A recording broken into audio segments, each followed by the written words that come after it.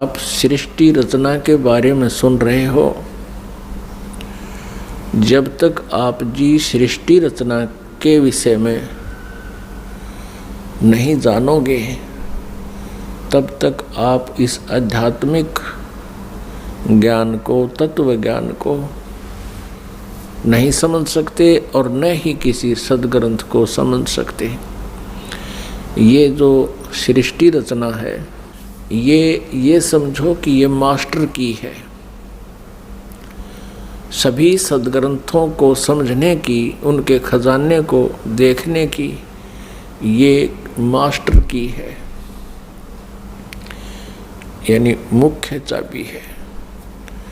इसलिए आप जी को बार बार सृष्टि रचना का ज्ञान अत्यधिक कराया जाता है। अब सृष्टि रचना में आपने परमेश्वर कबीर देव जी द्वारा रची हुई अपनी सृष्टि का ज्ञान उन्हीं के द्वारा बताया हुआ इस दास के मुखारविंद से सुना। वो अभी तक आप जी को वर्बली सुनाया है, मौखिक सुनाया है। अब उस सृष्टि रचना के विषय में हमारे सदग्रंथ क्या बताते हैं। पुण्यात्मा, जिस प्रकार विद्यार्थी विद्यालय में जाते हैं, उनका एक सिलेबस पाठ्यक्रम उनका निहित होता है। सिलेबस एक विशेष होता है और जो टीचर सिलेबस के आधार से बच्चों को शिक्षा देते हैं, पढ़ाते हैं, वो टीचर सही हैं। और जो टीचर सिलेबस से बाहर का ज्ञान कराते हैं वो टीचर ठीक नहीं। वो अध्यापक बच्चों के हितैषी नहीं है, उनके जीवन के नाशक हैं। तो पुण्यात्मा, जो सदग्रंथों के विपरीत ज्ञान, शास्त्र विरुद्ध ज्ञान जो संत बता रहे हैं और शास्त्र विधि त्याग कर मनमाना आचरण कर और करवा रहे हैं, शास्त्र विधि त्याग कर मनमानी पूजाएं कर रहे हैं, वो न तो स्वयं कोई लाभ प्राप्त कर रहे हैं मनुष्य जीवन का और न ही उनके अनुयायी। इसके लिए श्रीमद् भगवत गीता अध्याय 16 श्लोक 23 में और 24 में कहा है। 23 में कहा कि शास्त्र विधि को त्याग कर जो मनमाना आचरण करते हैं उनको न तो कोई सुख होता है और न ही उनकी कोई गति होती है और न ही सिद्धि को प्राप्त होते हैं, अर्थात व्यर्थ। श्लोक 24 में कहा कि इससे तेरे लिए अर्जुन कर्तव्य और अकर्तव्य की व्यवस्था में शास्त्र ही प्रमाण है। कर्तव्य माने जो शास्त्र अनुकूल साधनाएं हैं, जो साधनाएं आपने करनी चाहिए, और अकर्तव्य जो ना करने योग्य हैं, वो सदग्रंथों से ही जाना जाता है। कोई अपनी लोकवेद दंत कथा सुनाता है, उसको हमने स्वीकार नहीं करना चाहिए। तो अभी तक जो ब्रह्मा जी, विष्णु जी, शिव जी को ये कहते आए हैं, ये पवित्र हिंदू धर्म के ये शास्त्र विरुद्ध ज्ञान देने वाले आचार्य, गुरु, ऋषि, महर्षि ये कहते आए हैं कि ब्रह्मा जी, विष्णु जी, शिव जी ये अजर अमर हैं, इनके कोई माता पिता नहीं है और ये सभी ब्रह्मांडों के रचनहार यही है। तो वो टीचर ठीक नहीं, वो शास्त्र विधि त्याग के लोकवेद सुना रहे हैं। लोकवेद क्या होता है? सुना सुनाया ज्ञान जो कहीं प्रमाणित ना हो। अभी आपको दिखाते हैं श्रीमद् देवी भागवत। वो श्री ब्रह्मा, श्री विष्णु, श्री शिव जी के विषय में क्या जानकारी देते हैं। आप जी ने ये देखिएगा, श्रीमद् देवी भागवत सचित्र मोटा टाइप केवल हिंदी, गीता प्रेस गोरखपुर से प्रकाशित है। इसके कौन है संपादक? हनुमान प्रसाद पोदार चिमनलाल गोस्वामी। प्रकाशक एवं मुद्रक हैं गीता प्रेस गोरखपुर, गोविंद भवन कार्यालय कोलकाता का संस्थान। तीसरे स्कंद में 123 पृष्ठ पे है। तीसरा स्कंद। भगवान विष्णु जी अपनी माता दुर्गा की स्तुति कर रहे हैं। क्या कह रहे हैं? तुम शुद्ध स्वरूपा हो, यह सारा संसार तुम ही से उद्भासित हो रहा है। मैं, ब्रह्मा और शंकर, विष्णु जी कह रहे, हम सभी तुम्हारी कृपा से विद्यमान हैं। हमारा आविर्भाव माने जन्म, तिरोभाव माने मृत्यु, हमारा आविर्भाव और तिरोभाव हुआ करता है। केवल तुम ही नित्य हो, जगत जननी हो, प्रकृति और सनातनी देवी हो। ये प्रकृति शब्द याद रखना। दुर्गा को प्रकृति भी कहते हैं। आपके गीता जी में काम आओगा 14वें अध्याय के 3, 4, 5 श्लोकों में, क्योंकि ये कोड वर्ड है गीता जी। प्रकृति दुर्गा जी को कहते हैं। इससे स्पष्ट हो गया कि ब्रह्मा विष्णु महेश का जन्म और मृत्यु होता है। भगवान शंकर बोले, देवी यदि महाभाग विष्णु तुम ही से प्रकट हुए हैं तो उनके बाद उत्पन्न होने वाले ब्रह्मा भी तुम्हारे बालक हुए। फिर मैं तमोगुणी लीला करने वाला शंकर क्या तुम्हारी संतान नहीं हुआ? अर्थात मुझे भी उत्पन्न करने वाली तुम ही हो। शिवे, संपूर्ण संसार की सृष्टि करने में तुम बड़ी चतुर हो। इस संसार की सृष्टि, स्थिति और संहार में तुम्हारे गुण सदा समर्थ हैं। उन्हीं तीनों गुणों से उत्पन्न हम, रजगुण ब्रह्मा जी, सतगुण विष्णु, तमगुण शंकर, उन्हीं तीनों गुणों से उत्पन्न हम ब्रह्मा विष्णु एवं शंकर नियमानुसार कार्य में तत्पर रहते हैं। पुण्यात्मा, इस पवित्र देवी पुराण ने इन चंद पंक्तियों में स्पष्ट कर दिया कि श्री ब्रह्मा विष्णु महेश ये नासवान है, इनकी जन्म और मृत्यु होती है। दुर्गा इनकी माता है और रजगुण ब्रह्मा जी, सतगुण विष्णु, तमगुण शिव जी है। और चौथा ये कंसेप्ट क्लियर हो गया कि ये केवल नियमित कार्य ही कर सकते हैं। जिसका जैसा नियमित है, जिसका किस्मत में जो कुछ भी लिखा है उसमें ये परिवर्तन नहीं कर सकते, उनको जैसा ही दे सकते हैं। जैसा कर्म है वैसा ही उनको फल देते हैं, ऐसा इनका नियम है। और ये हमारे सदग्रंथों में लिखा हुआ है। अब आप जी को डिटेल से दिखाते हैं। इसी श्रीमद् देवी भागवत को ही पुनः दिखाते हैं पूरी डिटेल से। ये देखिएगा, ये वही श्रीमद् देवी भागवत है, गीता प्रेस गोरखपुर से प्रकाशित है। ये है श्रीमद् देवी भागवत, तीसरा स्कंद यहाँ प्रारंभ होता है। पृष्ठ 113 है, पृष्ठ 113 है।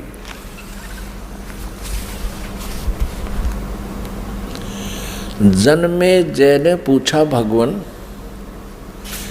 आपने अम्बा यज्ञ अर्थात परम पवित्र नवरात्र व्रत के करके उसके द्वारा देवी के आराधन करने की आज्ञा दी है। अतः वे कौन देवी हैं, कैसे और कब प्रकट हुई, उनके पधारने का क्या उद्देश्य था है तथा वे किन गुणों से विभूषित हैं। अम्बा यज्ञ किस प्रकार होता है? आगे ब्रह्मन साथ ही विस्तार पूर्वक ब्रह्मांड की उत्पत्ति भी कही है, क्योंकि भूदेव ब्रह्मांड के विषय में जो कुछ कहा गया है तथा वह जैसा जो है, ये सभी बातें आप जानते हैं। व्यास जी से पूछ रहे हैं, जन्मेजय जी,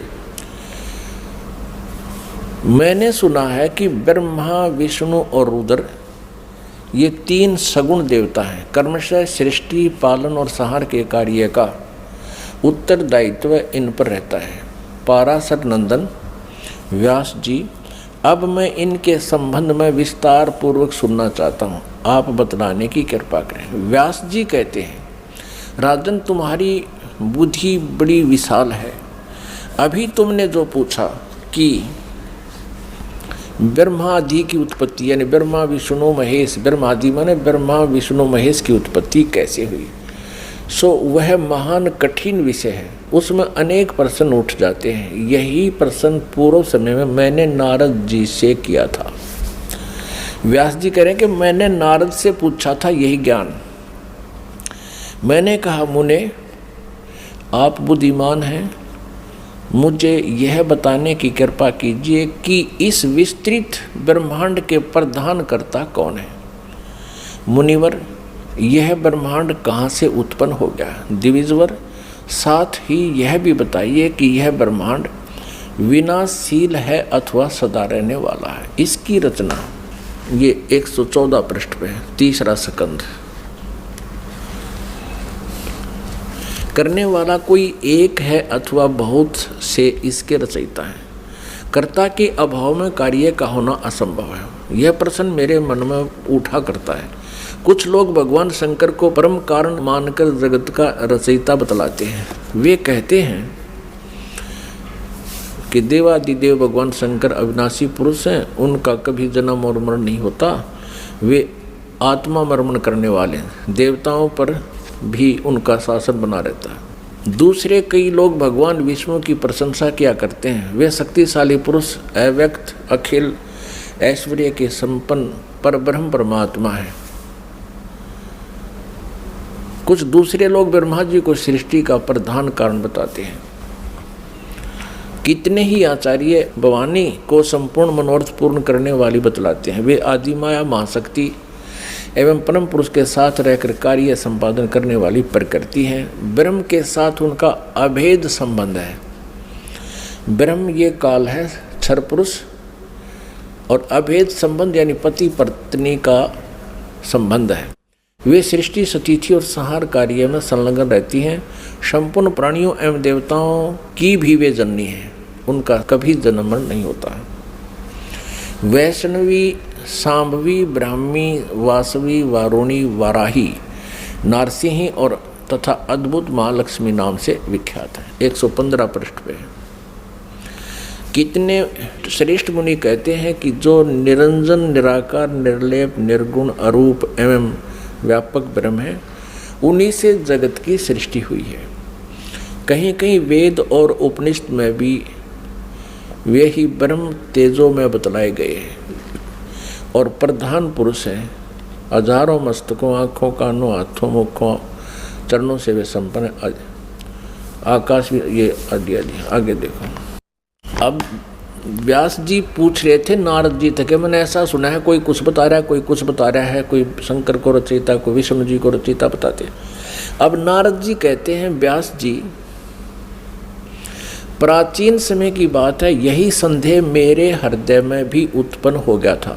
तब मैं अपने पिता अमित तेजस्वी ब्रह्मा जी के स्थान पर गया और उनसे इस समय जिस विषय में तुम पूछ रहे हो उसी विषय में मैंने पूछा। मैंने कहा, पिताजी, यह संपूर्ण ब्रह्मांड कहाँ से उत्पन्न हुआ। विभो, आपने सम्यक प्रकार से इसकी रचना की है, अथवा विष्णु इस विश्व के रचयिता हैं, या शंकर ने इसकी सृष्टि की है। पर जगत प्रभु, आप विश्व के आत्मा हैं और सच्ची बात बताने की कृपा करें। किन देवताओं की पूजा करनी चाहिए तथा कौन देवता सबसे बड़े एवं समर्थ हैं। निष्पाप ब्रह्मा जी, इन सभी प्रश्नों का समाधान करके मेरे हृदय के संदेह को दूर करने की कृपा कीजिए। सत्यवती नंदन व्यास जी, इस प्रकार मेरे प्रश्न करने पर लोक पितामह ब्रह्मा जी मुझसे कहने लगे। ब्रह्मा जी ने कहा, बेटा, मैं इस प्रश्न का क्या उत्तर दूं? यह प्रश्न बड़ा ही जटिल है। महाभाग, तुम भगवान विष्णु से इसका समुचित समाधान पा सकते हो। ये तीनों देवता, इनको ज्ञान तो है नहीं, इसलिए ये अपने से दूसरे की तरफ धका दिया करें। चलो वहाँ उससे पूछ लो। फिर भी विष्णु जी की तरफ संकेत करते हैं, फिर भी अपना ज्ञान वो बता रहे हैं। ब्रह्मा जी कह रहे हैं, महामते, इस संसार में कोई भी रागी पुरुष ऐसा नहीं है जिसे यह रहस्य विदित हो। जो त्यागी, अहंकार रहित एवं ईर्षा शून्य है, वही इसके रहस्य को जान सकता है। पूर्व काल में, अब सृष्टि की रचना बता रहे हैं ब्रह्मा जी। पूर्व काल में सर्वत्र जल ही जल था, शतावर जंगम जितने प्राणी हैं उनमें कोई भी नहीं थे। तब कमल से मेरी उत्पत्ति हुई। उस समय मुझे सूर्य, चंद्र, वृक्ष तथा पर्वत कोई भी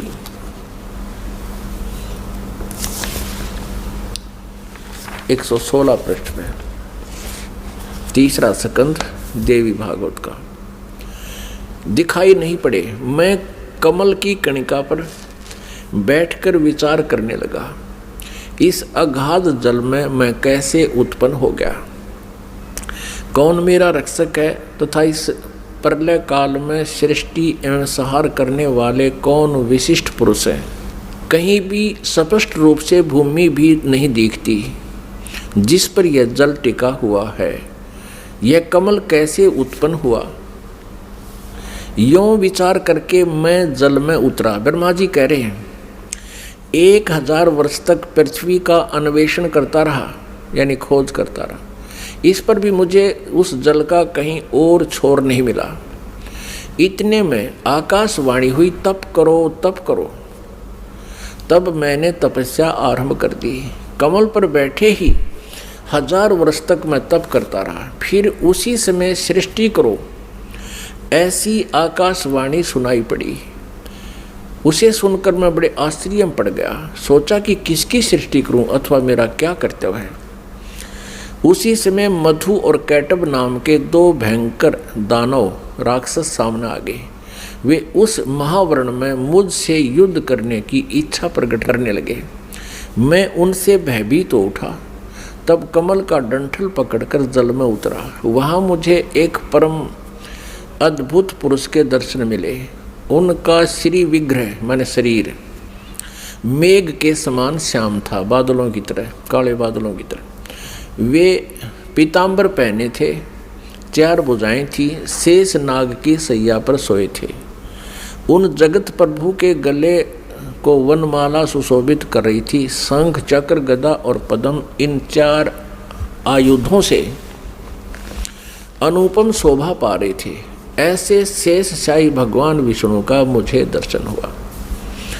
वे योग निंद्रा के वशीभूत होकर गाढ़ी नींद में सोए हुए थे। उनकी सारी चेष्टाएं शांत थी। नारद जी शेष नाग की सैया पर सोए हुए उन प्रभु को देखकर मेरा मन चिंतित हो उठा। इतने में भगवती योग निंद्रा याद आ गई। मैंने उनका सत्वन किया। तब वे कल्याणमयी भगवती श्री विष्णु जी के विग्रह से निकलकर, विग्रह माने शरीर से, श्री विष्णु जी के शरीर से निकलकर अत्यंत रूप धारण करके आकाश में विराजमान हो गई। दिव्य आभूषण उनकी छवि बढ़ा रहे थे। जब योग निंद्रा भगवान विष्णु के शरीर से अलग होकर आकाश में विराजने लगी, तब तुरंत ही श्री हरि उठ बैठे। अपने आत्माओं, जैसा आज आपको सृष्टि रचना में पहले बताया था, वर्बली दास ने बताया था, जो परमात्मा ने हमें बता रखा था, कबीर साहब ने ये कहा था कि दुर्गा ब्रह्मा जी, विष्णु जी और शिव जी की माता है, श्री देवी, और ये काल ज्योति निरंजन इनका पिता है। ये क्या करते हैं, इन तीनों बच्चों की उत्पत्ति करते हैं। ये काल यानी ब्रह्म, सर्वपुरुष भी कहते हैं इसको, सर्वब्रह्म भी कहते हैं। सर्वब्रह्म और ये दुर्गा जी, इन दोनों के पति पत्नी व्यवहार से श्री ब्रह्मा जी, श्री विष्णु जी, श्री शिव जी की उत्पत्ति होती है, जन्म होता है। और ये क्या करते हैं, इनको बाल्यावस्था से ही कोमा में कर देते हैं, अचेत कर देते हैं और उनकी परवरिश जारी करते हैं। जब ये युवा होते हैं तो इनको सचेत कर देते। अब ये दुर्गा अन्य रूप धारण करके प्रेतवत, प्रेतनी की तरह विष्णु जी के शरीर में प्रवेश करके इनको बेहोश किए हुए थी। ऐसे ही ब्रह्मा जी को ये कमल के फूल पर रख दिया और तब तक ये अचेत था, कोमा में डाल रखा था। ये खुद कहता मुझे पता नहीं मैं कमल के फूल पर कहाँ से उत्पन्न हो गया, मेरा कौन जनक है। अब नीचे उतरा तो देखा विष्णु जी बेहोश पड़े थे वो, और उसमें से जब वो दुर्गा निकल गई बाहर आई तो सचेत हो गए। अब इस प्रकार इन सभी को इस काल भगवान ने अपने सुनियोजित षड्यंत्र के तहत भ्रमित कर रखा, किसी को यथार्थ ज्ञान नहीं बता रखा। अब यहाँ आप आगे देखिएगा, अब क्या होता है कि तीसरे स्थान पर भगवान शंकर को भी बेहोश कर रखा था, फिर उसको सचेत कर दिया, फिर तीनों को इकट्ठा कर दिया प्रेरणा करके, तीनों इकट्ठे हो गए। अब देखना श्रीमद् संक्षिप्त देवी भागवत और तीसरा स्कंद, और हम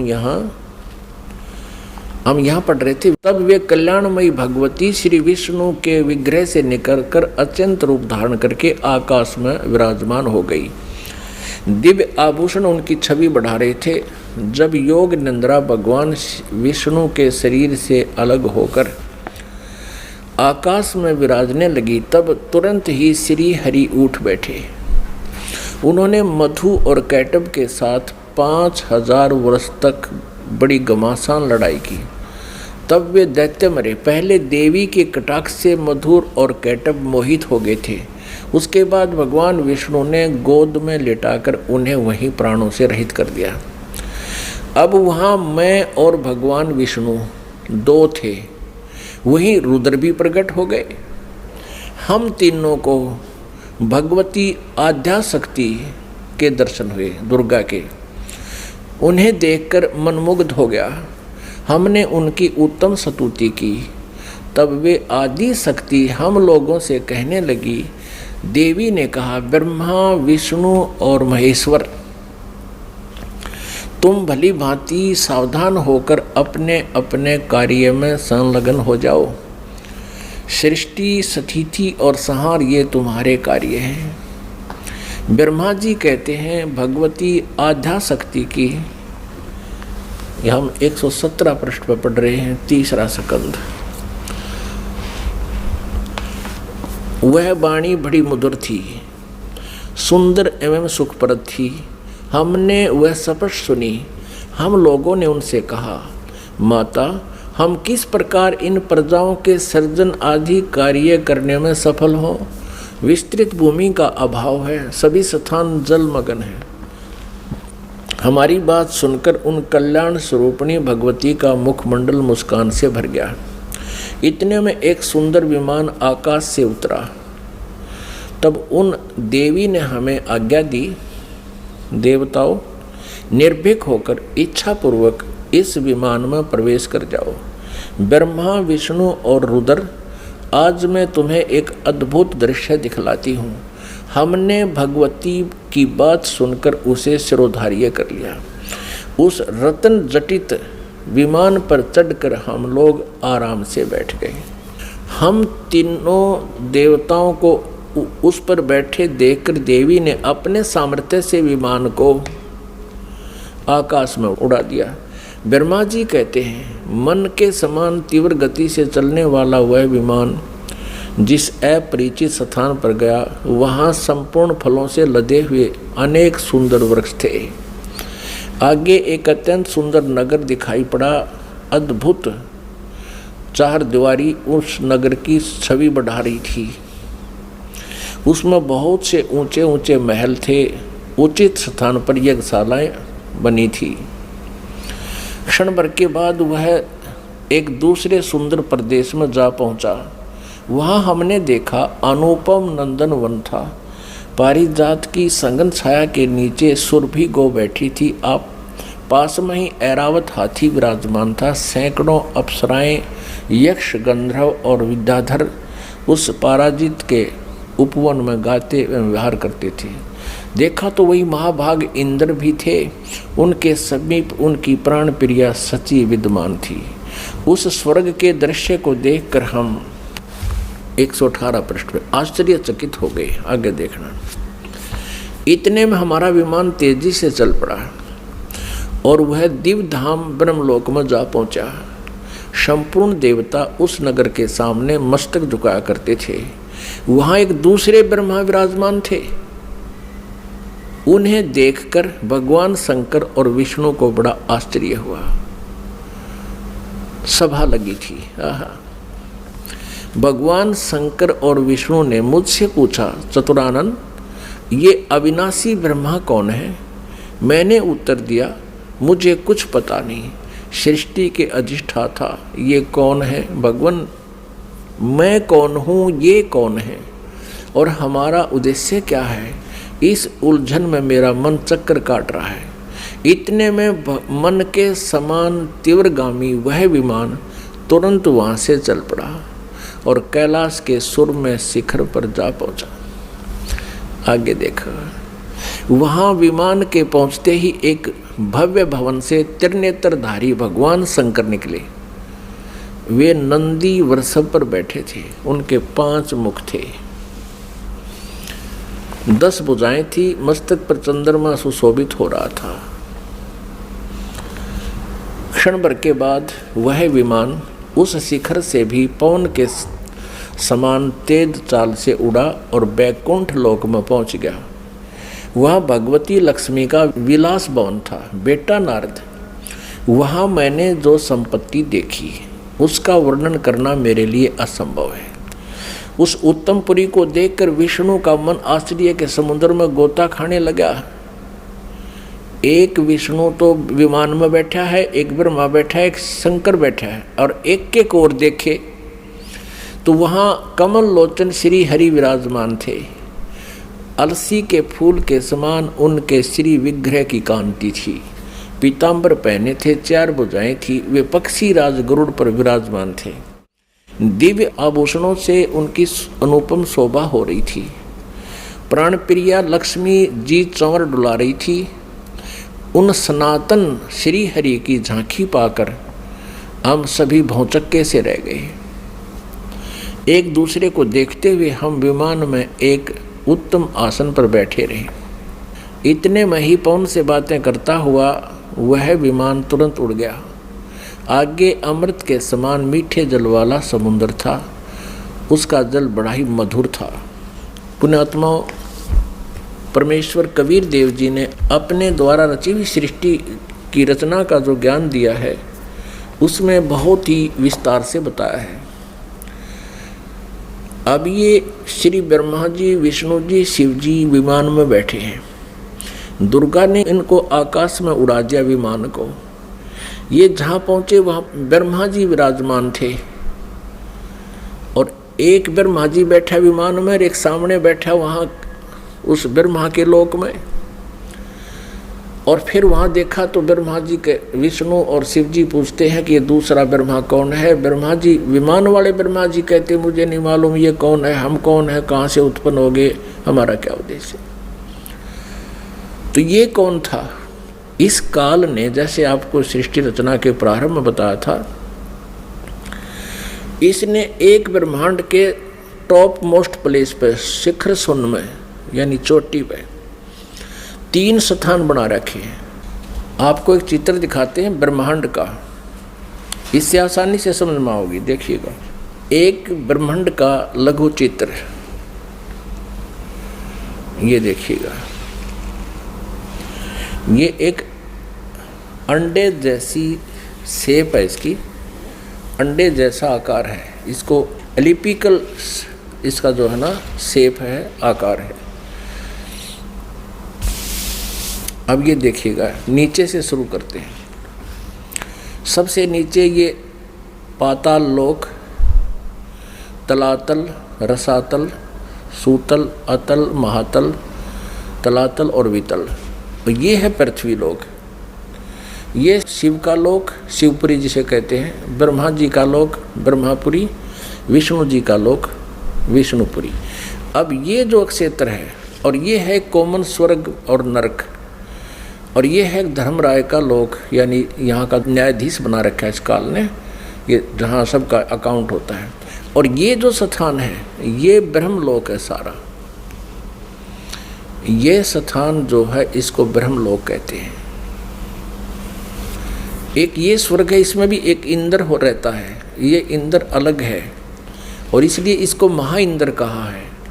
ये इसमें क्या कर रखा है, ये एक महास्वर्ग है, इसी में इसने एक अलग से और एक डुप्लीकेट काम कर रखा है, नकली सतलोक, नकली अलखलोक, नकली अगमलोक और नकली अनामी लोक की रचना कर रखी है।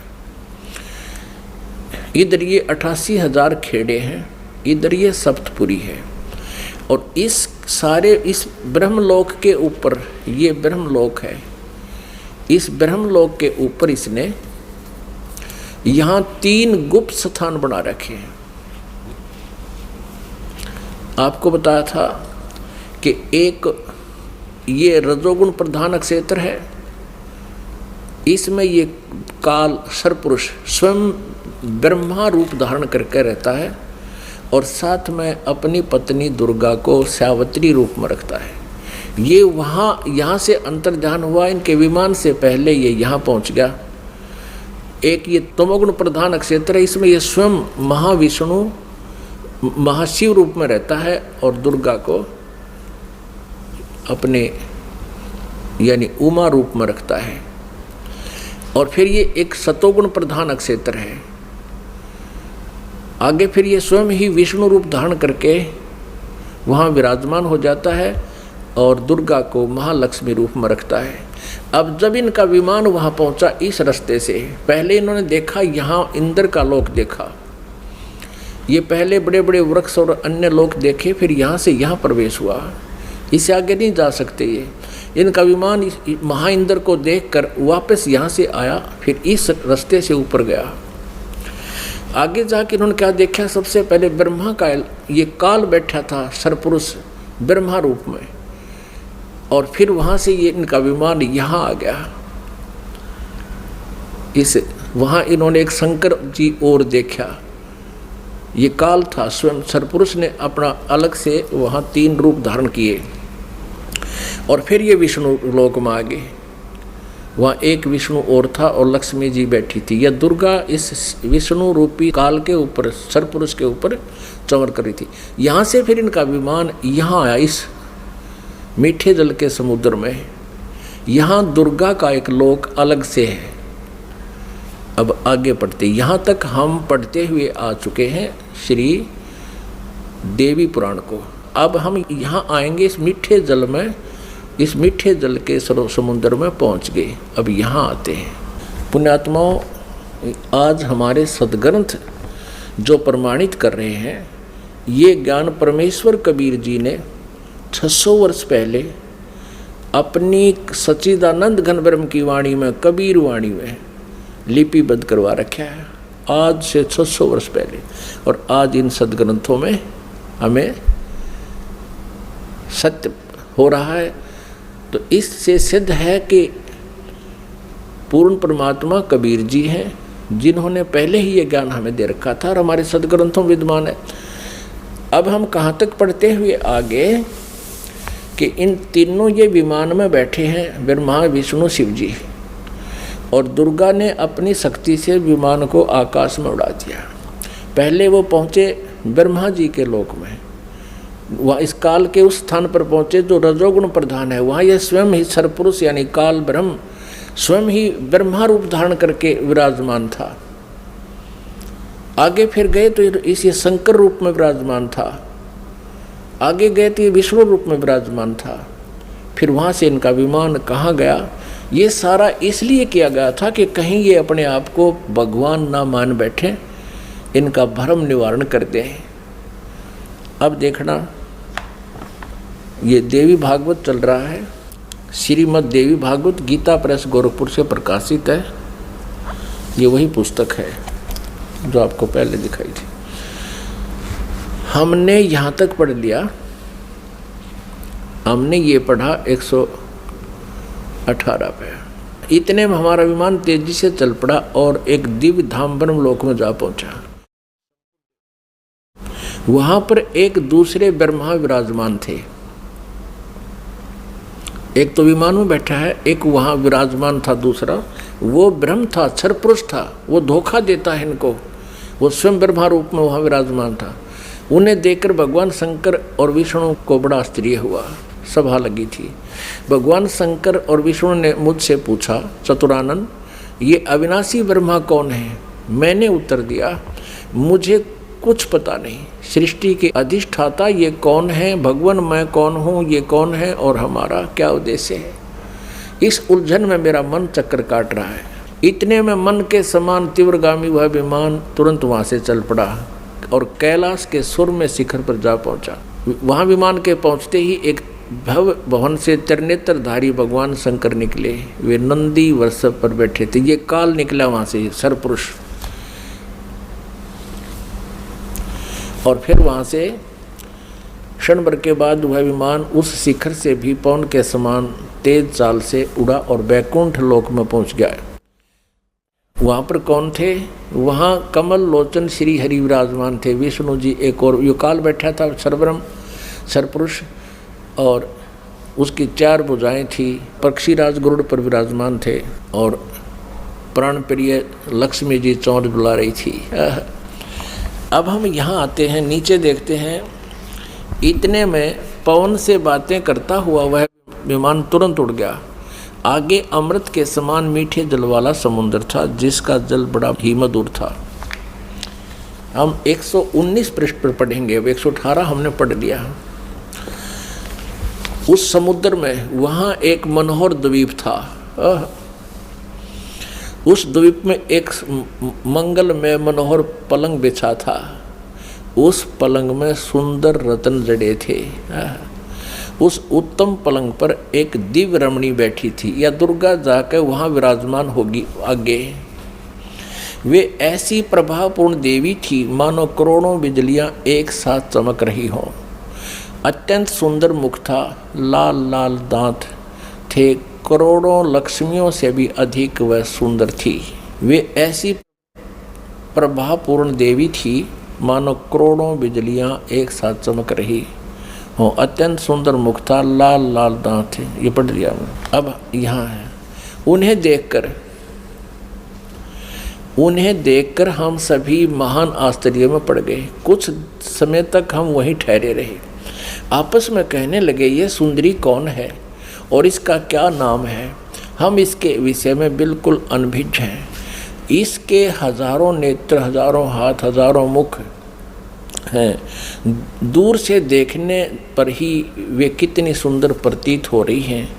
ये न कोई अप्सरा है, न कोई गंधर्व कन्या और न देव कन्या। नारद यों संदेहग्रस्त होकर हम लोग वहाँ रुके रहे। तब भगवान विष्णु ने उन चारों साहिनी भगवती को देखकर विवेक पूर्वक निश्चय कर लिया कि ये भगवती जगदम्बिका हैं। तब उन्होंने कहा कि ये भगवती हम सब की आदि कारण है। महाविद्या और माँ माया इनके नाम हैं। ये पूर्ण प्रकृति है। अपने आत्माओं, विष्णु जी कह रहे हैं, क्योंकि विष्णु जी की बुद्धि खोल दी काल ने। अब हम 120 पृष्ठ पर पढ़ेंगे। संक्षिप्त देवी भागवत गीता प्रेस गोरखपुर से प्रकाशित है। ये वे ही दिवांगना है। विष्णु जी बता रहे हैं अपना पिछले, इसकी थोड़ी सी बैकग्राउंड दिखा दी विष्णु को इस काल भगवान ने और दुर्गा ने। ये वे ही दिवांगना है जिनके प्रलय वर्ण में मुझे दर्शन हुए थे। उस समय मैं बालक रूप में था। मुझे पालने पर ये झुला रही थी। विष्णु जी के जन्म का प्रत्यक्ष प्रमाण। छोटा सा बालक था विष्णु जी। वट वृक्ष के पत्थर पर एक सुदृढ़ सैया बिछी थी। उस पर लेटकर मैं पैर के अंगूठे को अपने कमल जैसे मुख में लेकर चूस रहा था। कहते प्रलय वर्ण में मुझे दर्शन हुए थे इस देवी के। उस समय मैं बालक रूप में था, छोटा सा बच्चा था। ये मुझे झुला रही थी, मैं अंगूठे चूस रहा था पैरों के। इन्हें देखकर मुझे पहले की बात याद आ गई, ये हम सबकी जननी है। अब 121 पृष्ठ पे अब विष्णु जी ही बता रहे हैं। भगवान विष्णु बोले, प्रकृति देवी को नमस्कार है, भगवती विधात्री को निरंतर नमस्कार है। ये स्तुति करते हुए भगवान आ रहे हैं विष्णु जी। यहाँ देखिएगा 123 पृष्ठ पे जो प्रारंभ में पढ़ा था, अब वहीं फिर आगे हम। भगवान विष्णु स्तुति कर रहे हैं अपनी दुर्गा माता की, तुम शुद्ध स्वरूपा हो, यह सारा संसार तुम इसे उद्भासित हो रहा है। मैं ब्रह्मा और शंकर हम सभी तुम्हारी कृपा से विद्यमान हैं। हमारा आविर्भाव यानी जन्म और तिरोभाव माने मृत्यु हुआ करता है। केवल तुम ही नित्य हो, जगत जननी हो, प्रकृति और सनातनी देवी हो।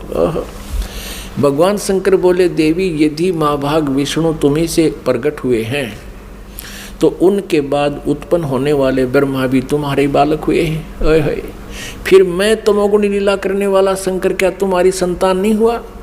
अर्थात मुझे भी उत्पन्न करने वाली तुम ही हो। शिवे, संपूर्ण संसार की सृष्टि करने में तुम बड़ी चतुर हो।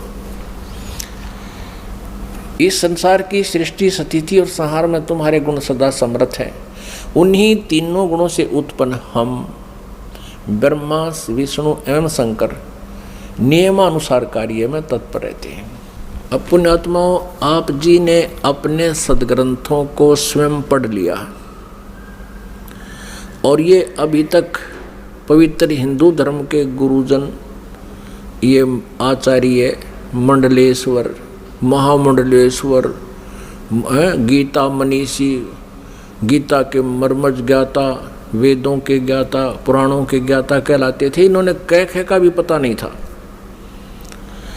ये अज्ञानी हैं जो आज तक हमारे भगवानों यानी जिनको हम समर्थ मान रहे थे, अजरो अमर सुना करते थे, इनसे ये नहीं बता सके कि इनकी स्थिति क्या है, जबकि इनकी जीवनी बता रही है महापुरुषों की कि इनकी ये स्थिति है। अपनात्माओं, जैसा कि आपको सृष्टि रचना के प्रारंभ में जब कथा शुरू करी थी बताया था कि काल भगवान ने, इस क्षर पुरुष ने, जो ब्रह्मा विष्णु महेश के पिताजी हैं, दुर्गा जी के पति हैं, जो श्री देवी के पति हैं और ब्रह्मा विष्णु महेश के पिता हैं, इसने ये कहा था दुर्गा से कि मेरा भेद किसी को मत बताना। इसको बहुत सख्ती से कहा था। तो देवी ने उसी उद्देश्य से ब्रह्मा विष्णु महेश को इस क्षर पुरुष का ज्ञान नहीं दिया। अब दुर्गा से इसने कहा था कि मेरा भेद किसी को नहीं देना। इसी प्रकार दुर्गा ने इनको कोई उस भेद नहीं दिया ब्रह्म का, फिर भी सच्चाई छुप नहीं सकी। अब इसी में आपको प्रमाणित करते हैं देवी भागवत में, ब्रह्मा जी ने वेदों को पढ़ा, दुर्गा से पूछा कि वेदों में ये लिखा है कि केवल एक ब्रह्म जिसके बराबर दूसरा नहीं है। ब्रह्म माने परमात्मा भी होता है, वो ब्रह्म माने भगवान होता है, वो एक ही परमात्मा पूजा के योग्य है। तो वो क्या आप ही हो क्या? ब्रह्मा ने पूछा, क्या वो आप ही हो? दुर्गा से कहती। अब दुर्गा क्या उत्तर देती है देखिएगा। हम श्रीमद् देवी भागवत यानी दुर्गा पुराण, देवी पुराण को पढ़ रहे हैं, जो गीता प्रेस गोरखपुर से प्रकाशित है। इसके तीसरे स्कंद में पृष्ठ नंबर 125 पर हम पढ़ रहे हैं। 123 तक हमने पढ़ लिया। यहाँ 124 पे देखिएगा,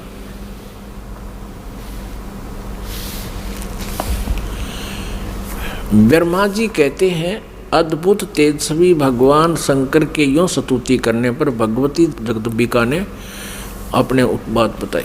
अब यहाँ ब्रह्मा जी पूछ रहे हैं, ब्रह्मा जी का प्रकरण चल रहा है।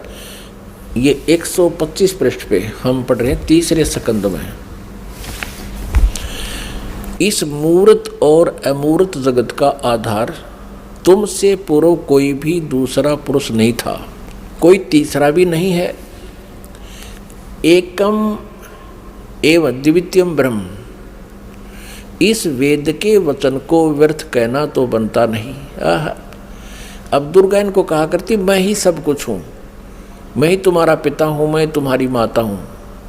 तो अब ब्रह्मा जी ने वेदों को पढ़ा तो इसने कहा कि वेद के वचन को हम झूठा भी नहीं कह सकते, और इधर अनुभव दूसरी बात कहता है। इस प्रकार वेद वाक्यों और अनुभव में अत्यंत विरोध उत्पन्न हो रहा है। वेद कहते हैं एकम एव अद्वितीयम ब्रह्म है, तो क्या वह है आत्म स्वरूपा तुम ही हो अथवा वह कोई और पुरुष है? मेरे इस संदेह को दूर करने की कृपा करो। किसी महान पुण्य के प्रभाव से ही मुझे तुम्हारे चरणों की सेवा सुलभ हुई है। तुम स्त्री हो अथवा पुरुष, यह रहस्य भी मुझे विषाद रूप से कृपा करके बतलाओ। अध्याय 4-5 यहाँ पूरा होगा, तीसरे स्कंद का अब छठा अध्याय शुरू होता है। ब्रह्मा जी कहते हैं इस प्रकार मैंने जब भगवती जगदम्बिका से विनय पूर्वक पूछा तब वे मधुर वाणी में मुझसे कहने लगी। देवी ने कहा मैं और ब्रह्म एक ही हैं। अब हो गए ना दो, सच्चाई छुप नहीं सकती, एक ही हैं। मुझ में और इन ब्रह्म में कभी किंचित मात्र भी भेद नहीं है। जो वे हैं वही मैं हूँ और जो मैं हूँ वही वे हैं। बुद्धि के भ्रम से भेद प्रतीत हो रहा है। हम लोगों के सूक्ष्म भेद को जो जानता है, इसे सीधा दो तो है ही, ये वो जानता है वही। अब 125 पृष्ठ हमने पढ़ा, अब 126 पढ़ेंगे। वही बुद्धिमान पुरुष है, वो तत्वदर्शी संत है जो हमारी भिन्न भिन्नता को समझता है। उसके संसार मार्ग से मुक्त होने में कुछ भी संदेह नहीं है। ब्रह्म एक ही है। आगे देखो, मैं शक्ति रूप धारण करके पराक्रम करती हूँ। गौरी, ब्राह्मी, रौद्री, वाराही, वैष्णवी, शिवा, वारुणी, कुबेरी, नारसिंही और वासवी सभी मेरे रूप हैं। विभिन्न कार्यों के उपस्थित होने पर उन देवियों के भीतर अपनी शक्ति स्थापित करके मैं सारी व्यवस्था करती हूँ। हाँ, उस देवी को निमित्त बना लेना मेरा स्वभाव है। अब आगे देखना, अपने आत्माओं, आप पढ़ रहे हो अपने सदग्रंथों को स्वयं। आप जी ने तीसरे स्कंद में और पृष्ठ नंबर 125 पे पढ़ा। ब्रह्मा जी कहते हैं कि मैंने जब दुर्गा जी से ये पूछा, माता से, जगदम्बिका से, कि वेदों में लिखा है कि एकम एव अद्वितीयम ब्रह्म, अद्वितीयम जिसके बराबर दूसरा कोई नहीं हो, वो ब्रह्म ही सब कुछ है। उधर से उपनिषद और आप जो कह रहे हो कि मैं ही सब कुछ हूँ, मैं ही सृष्टि रचना करने वाली हूँ, मेरे अतिरिक्त कोई नहीं है, तो इन वेद के वाक्य को झूठा भी नहीं कहा जा सकता। अनुभव हमारा बताता है कि परमात्मा निराकार है और वेद बताते हैं कि वो साकार है, तो हमारे अनुभव में और यथार्थता में बहुत विरोध है। तो क्या वो ब्रह्म आप ही हो या कोई और है? ब्रह्मा जी ने पूछा। अब दुर्गा पहले तो बहकाती है उनको कि उस ब्रह्म में और मेरे में कोई अंतर नहीं है, मैं ही वही हूँ, वो मैं ही हूँ। हम दोनों का सूक्ष्म भेद जो जानता है वो परम पुरुष है, विद्वान पुरुष है, तत्वदर्शी है। आगे फिर देखना 129 पृष्ठ पे है, बिल्कुल स्पष्ट हो जाता है। देखिएगा, हम तीसरा स्कंद पढ़ रहे हैं, संक्षिप्त देवी भागवत का, पृष्ठ नंबर 129 पर है। यहाँ देखिएगा, यों सृष्टि कर्म मैंने संक्षेप में तुम्हें बतला दिया। यह देवी कह रही है, दुर्गा बता रही है। यहाँ देवी का प्रवचन चल रहा है। देवी ने कहा, ये देवी बता रही है, यों 129 पृष्ठ पे, यों सृष्टि क्रम मैंने संक्षेप में तुम्हें बतला दिया। महानुभाव देवताओं, ब्रह्मा विष्णु और शिव को दुर्गा कह रही है, अब मेरा कार्य सिद्ध करने के लिए विमान पर बैठकर तुम लोग शीघ्र पधारो जाओ। कोई कठिन कार्य उपस्थित होने पर जब तुम मुझे स्मरण करोगे तब मैं सामने आ जाऊंगी। देवताओं, मेरा और सनातन परमात्मा का ध्यान तुम्हें सदा करते रहना चाहिए। अब यहाँ ये दो हो गए, तब तो कह रही थी मैं ही सब कुछ हूँ, और अब ये कह रही है दो, मेरा और ये दुर्गा ब्रह्म को ही सनातन परमात्मा बता रही है। हम दोनों का आगे दो, हम दोनों का स्मरण करते रहोगे तो तुम्हारे कार्य सिद्ध होने में किंचित मात्र भी संदेह नहीं रहेगा। ब्रह्मा जी कहते हैं, इस प्रकार कहकर भगवती जगदम्बिका ने हमें विदा कर दिया। उन्होंने शुद्ध चरित्र वाली शक्तियों में से भगवान विष्णु के लिए लक्ष्मी को, शंकर के लिए महाकाली को और मेरे लिए महासरस्वती को पत्नी बनने की आज्ञा दे दी। अब उस स्थान से हम चल पड़े और दूसरे स्थानों पर हम तीनों की पुरुष रूप से प्रतिष्ठा हुई। आप जी को इस दास ने परमेश्वर कबीर जी द्वारा रची हुई सृष्टि और ये सारे ब्रह्मांडों की रचना कब कब कैसे हुई वो सारी बताई थी। इस दास ने आपको मौखिक सुनाया था, वर्बली सुनाई थी, और आज इन सदग्रंथों ने, हमारे शास्त्रों ने प्रमाणित कर दिया कि जो 600 वर्ष पहले परमेश्वर कबीर जी ने हमें ज्ञान दिया था वो आज हमारे सदग्रंथों में विद्यमान है। और ये नकली गुरु आचार्य झूठे, वेद ज्ञानहीन, शास्त्रों के ज्ञान से हीन हैं, और ये कहते हैं ब्रह्मा विष्णु महेश अजर व अमर हैं, इनके कोई माता पिता नहीं, ये सर्वेश्वर हैं, महेश्वर हैं। अब ये तो कंसेप्ट क्लियर हो गया दुर्गा का कि दुर्गा इनकी माता है, फाइनल हो गया। और तीनों का विवाह कर दिया दुर्गा ने, अपने ही 3 रूप बना करके। ये खुद कहती है कि मैं एक से अनेक हो जाती है ये देवी, और 3 रूप धारण करके इसने तीनों पुत्रों का विवाह कर दिया। अब समस्या रहेगी कि इनका पिता कौन है। इस कंसेप्ट को क्लियर करेगा, इस रहस्य को, इस शंका का समाधान जो है शिव पुराण करेगी। आओ आपको पढ़ाते हैं अपने पवित्र शास्त्र, जिनको ये नकली हिंदू धर्म के नकली गुरु आज तक नहीं पढ़ सके, ना समझ सके। इन्होंने केवल संस्कृत भाषा का ज्ञान था, तत्व ज्ञान नहीं था। और हम इनको मानते रहे कि ये संस्कृत भाषा के जानने वाले ऋषि, महर्षि, ब्राह्मण हैं, और इन्होंने वेदों और पुराणों को ठीक पढ़ा होगा, इन्होंने सही बताया होगा हमको। और परमात्मा कबीर देव जी, कबीर साहब जी, वो धानक रूप, जुल्हा रूप में आए थे बनारस में। वो 600 वर्ष पहले कहा करते, ये झूठ बोलते हैं सभी, ये सदग्रंथों से परिचित नहीं है, ये परमात्मा की परिभाषा से परिचित नहीं है।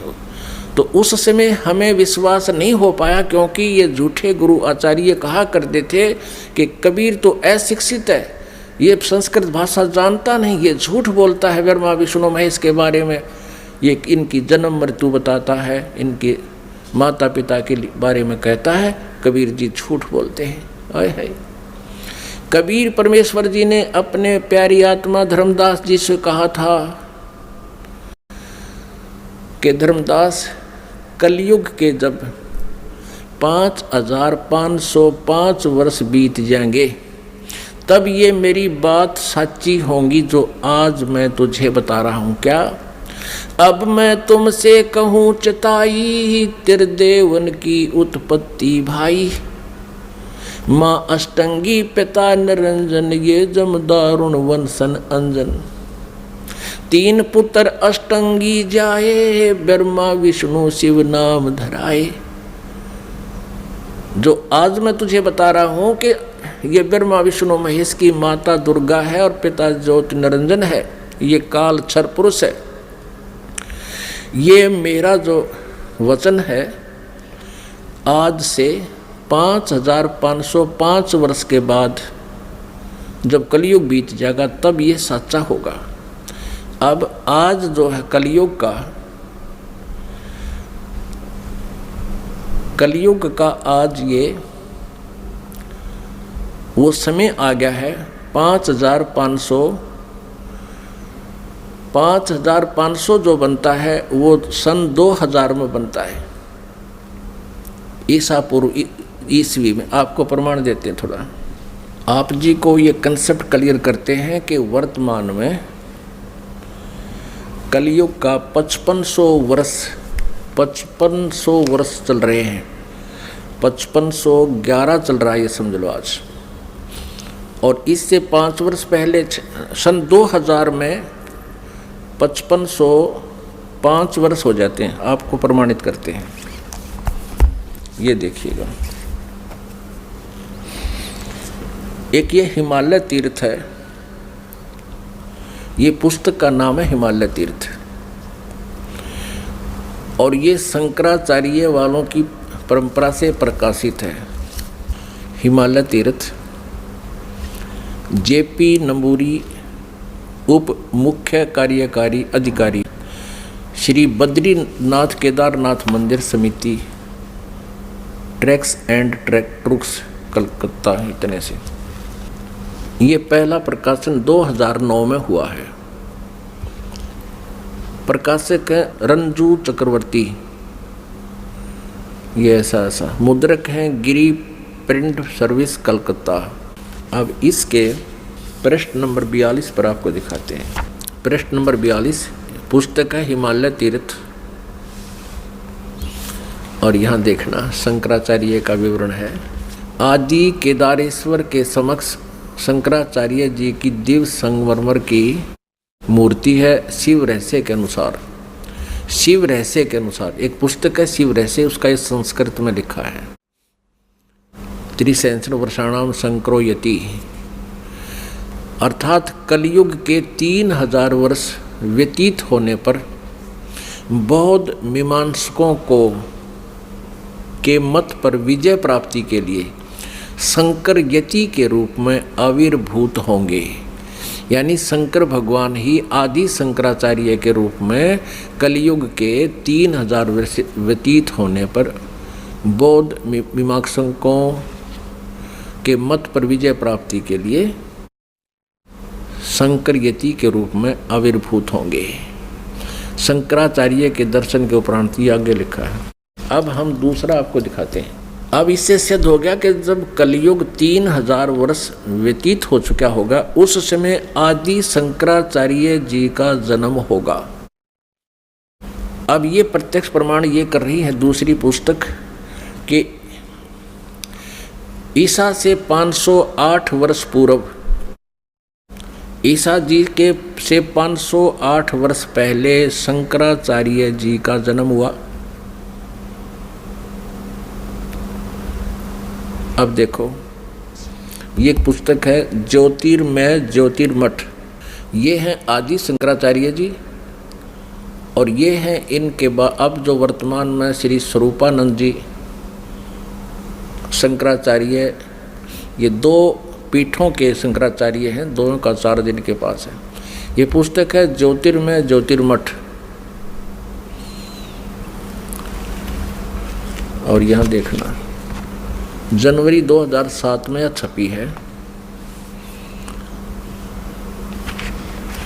संरक्षक हैं अनंत श्री विभूषित ज्योतिष पीठाधीश्वर एवं द्वारका शारदा पीठाधीश्वर, दो के हैं ये मालिक। जगत गुरु शंकराचार्य स्वामी श्री स्वरूपानंद सरस्वती जी महाराज।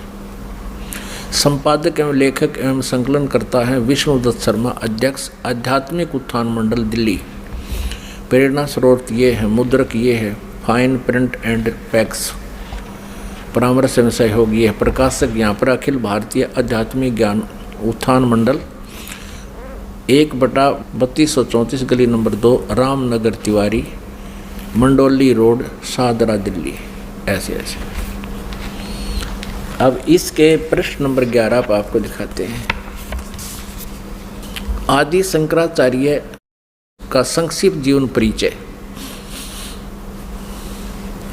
लगभग 25 वर्ष पूर्व शंकराचार्य का जन्म चरमराती आस्था के युग में केरल प्रांत में पूर्णा नदी के तट पर कालाड़ी ग्राम में धर्मनिष्ठ नंबूदरी वैश्य शैव ब्राह्मण श्री शिव गुरु अर्थ व धर्मपरायण सुभद्रा के घर हुआ।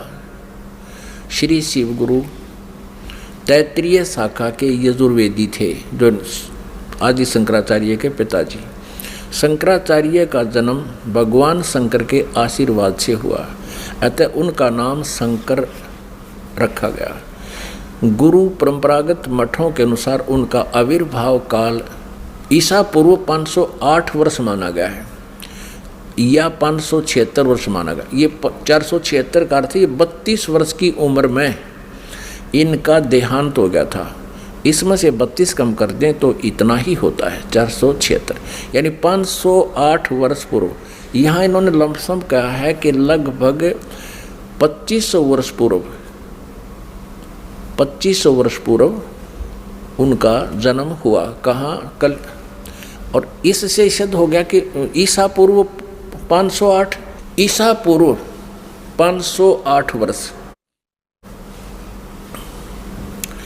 ये 2007 में लिख रहे हैं, तो ईसा की 2000 मानकर हम चलें तो उस समय 508 वर्ष पूर्व, यानी 2000 से 2508 वर्ष, यानी 2508 वर्ष पहले प्लस में जोड़ दो 3000, 5508 वर्ष हो गए।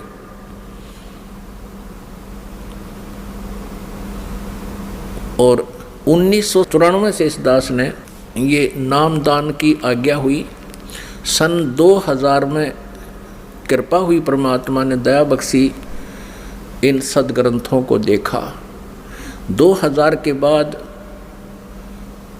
इन सदग्रंथों को, जो अपने सदग्रंथ हैं, इनको देख करके इस दास ने एक पुस्तक की रचना की, परिभाषा प्रभु की, फिर परमेश्वर का सार संदेश, और गहरी नज़र गीता में, यानी गीता जी का यथार्थ अनुवाद किया। तो परमात्मा ने कहा था कि जब कलयुग के 5505 वर्ष बीत जाएंगे, उस समय मेरी ये आज की कही हुई बातें सच्ची होंगी। धर्मदास, क्या कही थी परमात्मा ने कि ब्रह्मा विष्णु महेश नाशवान हैं, इनकी जन्म मृत्यु होती है। ब्रह्मा विष्णु महेश जी के पिता ज्योति निरंजन क्षर पुरुष ये काल हैं, और माता इनकी या देवी दुर्गा है। लेकिन उस समय किसी ने नहीं माना था। 600 वर्ष पहले सन 1398 से सन 1518 तक परमात्मा 120 वर्ष तक यही ज्ञान देते रहे। लेकिन इन नकली गुरुओं ने, इन हट्ठी आचार्यों ने इस परमात्मा के ज्ञान को हम तक पहुंचने नहीं दिया। परमात्मा कबीर जी कहा करते, ये दुनिया अजब दीवानी, मेरी कही एक ना मानी। देख किसे दीवाने हो रहे हैं नकली गुरुओं के ऊपर, इनकी दंत कथाओं को सच्ची मान रहे हैं, और हम जो सत्य बता रहे हैं उस पर विश्वास नहीं कर पा रहे। तो इसके लिए परमात्मा ने ये समय सेलेक्ट किया था कि एक समय कलयुग आएगा, उस समय सभी जनता को शिक्षित करेंगे, और जनता जब शिक्षित होंगे, श्रद्धालु शिक्षित होंगे, तब सदग्रंथों को स्वयं आँखों देखेंगे और गदगद हो जाएंगे। हमें परमात्मा चाहिए, और हम इन सभी सदग्रंथों को, पवित्र चारों वेदों को, पवित्र 18 पुराणों को, पवित्र श्रीमद् भगवत गीता जी को हम सत्य मानते रहे हैं और सत्य मानते हैं, और उनमें जो लिखा है तो आज हमने उनको स्वीकार करना चाहिए। इन लोक वेद सुनाने वाले आचार्यों गुरुओं से हमने पीछा छुटाना चाहिए। इसी में हमारी बुद्धिमता है। और परमेश्वर कबीर जी कहते हैं, जान बूझ साची तजय और करे झूठ तने, ताकि संगत है प्रभु सोपन में बिना दे। इतने प्रमाण देखकर भी इन नकलियों से नहीं हटते हैं, सच्चाई को ग्रहण नहीं करते हैं, तो उसके विषय में कहा कि जानबूझ साची तजे और करें झूठ तने ताकि संगत है प्रभु सोपन में बिना दे। फिर इसे निकम्मा तत्व कहते दूर है ठीक, जो इतना कुछ देखकर भी नहीं मान रहे हैं। इन आदि शंकराचार्यों ने भी, इन शंकराचार्यों को भी ब्रह्मा विष्णु महेश की सतिथि का नहीं पता, इनको अजर अमर कहते हैं। तो पुण्यात्मा परमात्मा कबीर जी ने कहा था, एक ना भूला दो ना भूली, ये भूले सब संसारी। अब हम आगे चलते हैं कि श्री ब्रह्मा, श्री विष्णु, श्री शिव जी के अब पिताजी क्लियर करने हैं, और उन्हीं की जीवनी में अब शिव पुराण दिखाते हैं आपको। ये देखिएगा शिव पुराण, संक्षिप्त शिव पुराण, सचित्र मोटा टाइप, केवल हिंदी।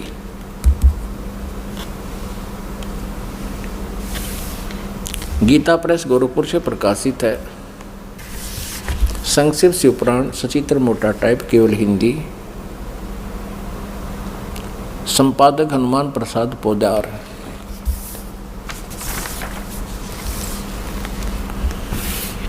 प्रकाशक में मुद्रक हैं गीता प्रेस गोरखपुर, गोविंद वन कार्यालय कोलकाता का संस्थान। अब यहाँ से शुरू करते हैं। ये रुद्र संहिता 98वां पृष्ठ शुरू करेंगे हम। संक्षिप्त शिव पुराण, ये रुद्र संहिता का 5वां अध्याय यहाँ समाप्त होता है। अपने पुत्र नारद की यह बात सुनकर लोक पितामह ब्रह्मा वहाँ इस प्रकार बोले। अब रुद्र संहिता का 6वां अध्याय हम पढ़ेंगे। ब्रह्मा जी ने कहा, ब्रह्मन देव शिरोमणे, तुम सदा समस्त जगत के उपकार में लगे रहते हो। तुमने लोगों के हित के कामना से ये बहुत उत्तम बात पूछी है। जिसमें समस्त चराचर जगत नष्ट हो गया था, सर्वत्र केवल अंधकार ही अंधकार था। न सूर्य दिखाई देते थे, न चंद्रमा, अनन्य ग्रहों और नक्षत्रों का भी पता नहीं था। न दिन होता था न रात। अग्नि, पृथ्वी, वायु और जल की भी सत्ता नहीं थी। उसमें तत्सद ब्रह्म, इस श्रुति में जो सत सुना जाता है, एकमात्र वही शेष था। अब पृष्ठ 100 पे संक्षिप्त शिव पुराण रुद्र संहिता हम पढ़ रहे हैं। जिस परब्रह्म के विषय में ज्ञान और अज्ञान से पूर्ण उक्तियों द्वारा इस प्रकार विकल्प किए जाते हैं, उसने कुछ काल के बाद द्वितीय की इच्छा प्रकट की। उसके भीतर एक से अनेक होने का संकल्प उदित हुआ। तब उस निराकार परमात्मा ने अपनी लीला शक्ति से अपने लिए मूर्ति की कल्पना की। जो मूर्ति रहित परम ब्रह्म है, उसकी मूर्ति भगवान सदाशिव हैं। अर्वाचीन और प्राचीन विद्वान उन्हीं को ईश्वर कहते हैं। उस समय एकाकी रहकर स्वेच्छानुसार विहार करने वाले उन सदाशिव ने अपने विग्रह से स्वयं ही एक स्वरूप भूता शक्ति की सृष्टि की, जो उनके अपने श्री अंग से कभी अलग होने वाली नहीं थी। उस पराशक्ति को प्रधान प्रकृति, अब ध्यान करना, ये कौन है? ये दुर्गा है, जो इस काल के शरीर से निकली।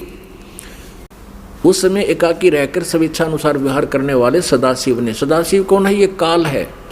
अपने विग्रह माने शरीर से स्वयं ही एक स्वरूप भूता शक्ति की सृष्टि की, ये ब्रह्मा जी बता रहे हैं। अब परमेश्वर कबीर जी ने बताया कि काल ने दुर्गा को खा लिया था, उसके पेट से परमेश्वर कबीर जी ने इसको अलग किया था। यहाँ इनकी मिलती जुलती सी बात है, क्योंकि कबीर परमेश्वर जी ने ब्रह्मा जी को ये ज्ञान सुनाया था, और ब्रह्मा जी ने कुछ अपना अनुभव, कुछ कबीर जी का ज्ञान मिला करके इसको सिरे चढ़ाया।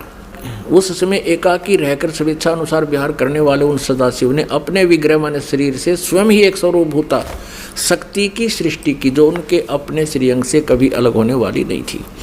उस पराशक्ति को प्रधान प्रकृति, गुणवती माया, बुद्धि तत्व की जननी तथा विकार रहित बताया गया है।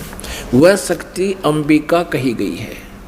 उसी को प्रकृति ये ध्यान से याद रखना कि दुर्गा को प्रकृति भी कहते हैं। सर्वेश्वरी और त्रिदेव जननी, तीनों देवताओं की माता ब्रह्मा जी, विष्णु जी, शिव जी की जननी श्री दुर्गा जी को कहते हैं। वो त्रिदेव जननी, नित्य और मूल कारण भी कहते हैं। सदा शिव द्वारा प्रकट की गई उस शक्ति के 8 भुजाएं हैं। अंडरस्टूड हो गया कि इस दुर्गा के बारे में है। नाना प्रकार के आभूषण उसके श्री अंगों की शोभा बढ़ाते हैं। वह देवी नाना प्रकार की गतियों से संपन्न है और अनेक प्रकार के अस्त्र शस्त्र धारण करती है। क्लियर?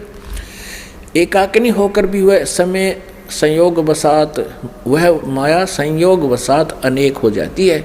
इसी ने 3 रूप धारण किए थे, सावित्री, लक्ष्मी और उमा, जो ब्रह्मा, विष्णु और शिव से विवाह किया था। एकाकिनी होकर भी वह माया संयोग वसात अनेक हो जाती है। वे जो सदाशिव हैं, ये सरपुरुष के बारे में जानकारी है, ब्रह्मा विष्णु महेश के पिता के विषय में। ये उन्हें परम पुरुष ईश्वर शिव, शंभु और महेश्वर कहते हैं। अब देखना 101 पृष्ठ पर रुद्र संहिता का हम ये 6वां अध्याय पढ़ रहे हैं। वे अपने सारे अंगों पर भस्म रमाए रहते हैं। उन काल रूपी ब्रह्म ने, इसे काल कहो चाहे ब्रह्म कहो, सर्वपुरुष कहो, ज्योति निरंजन कहो, उन काल रूपी ब्रह्म ने एक ही समय शक्ति के साथ, नाथ नहीं है, शक्ति के साथ यानी दुर्गा के साथ शिवलोक नामक अक्षेत्र का निर्माण किया था। उस उत्तम अक्षेत्र को काशी कहते हैं। वह परम निर्वाण या मोक्ष का स्थान है जो सबके ऊपर विराजमान है। वे प्रिया और प्रियतम रूप शक्ति और शिव। प्रिया और प्रियतम यानी पत्नी और पति रूप में दुर्गा और ये काल रूपी ब्रह्म कहो चाहे इसको सदाशिव कहो, ब्रह्मा विष्णु महेश का पिता। दुर्गा और काल जो परमानंद स्वरूप है उस मनोरम क्षेत्र में नित्य निवास करते हैं।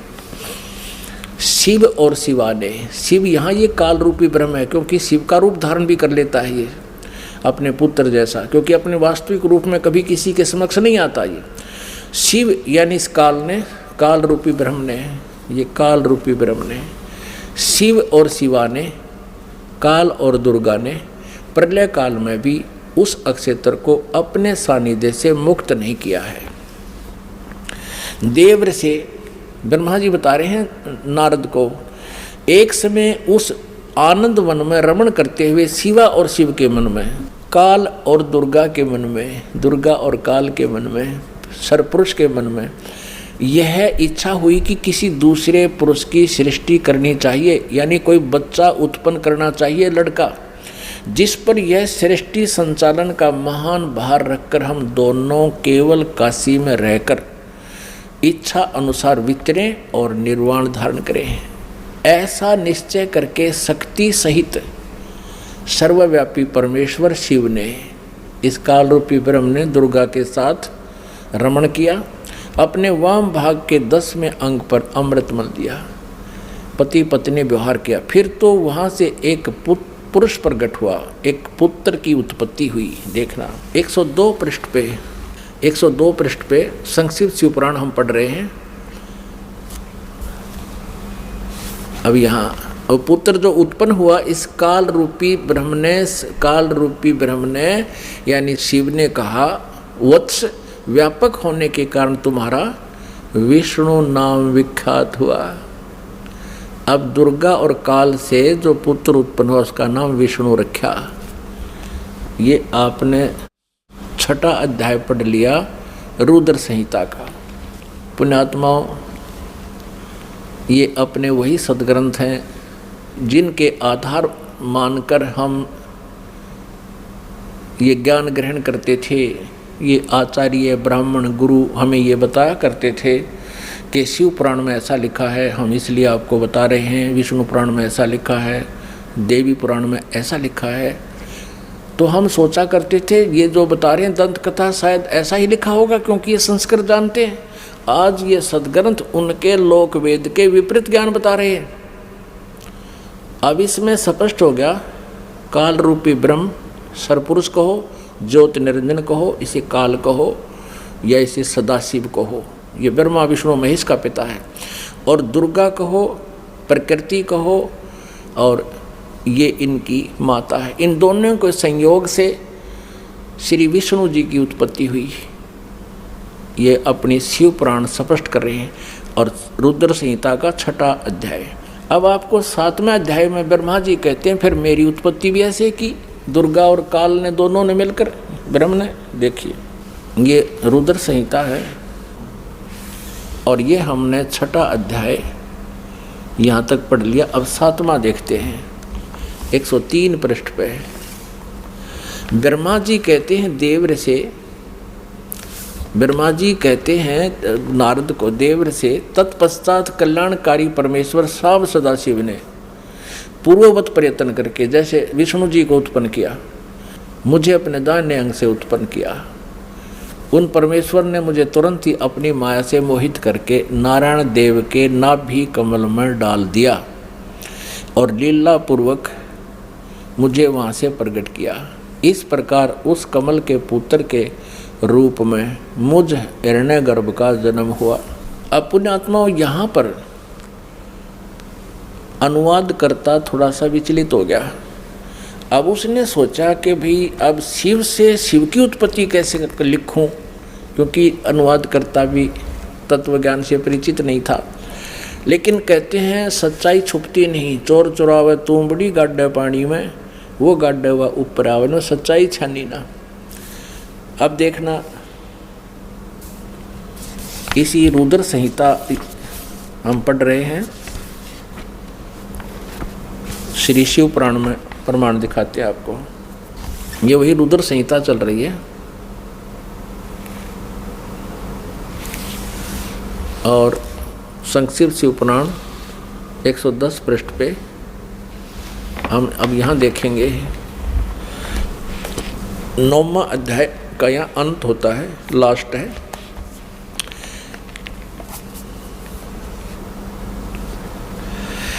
इस प्रकार ब्रह्मा विष्णु और रुद्र इन 3 देवताओं में गुण हैं। इस प्रकार ब्रह्मा विष्णु रुद्र इन 3 देवताओं में गुण हैं, परंतु शिव गुणातीत माने गए हैं।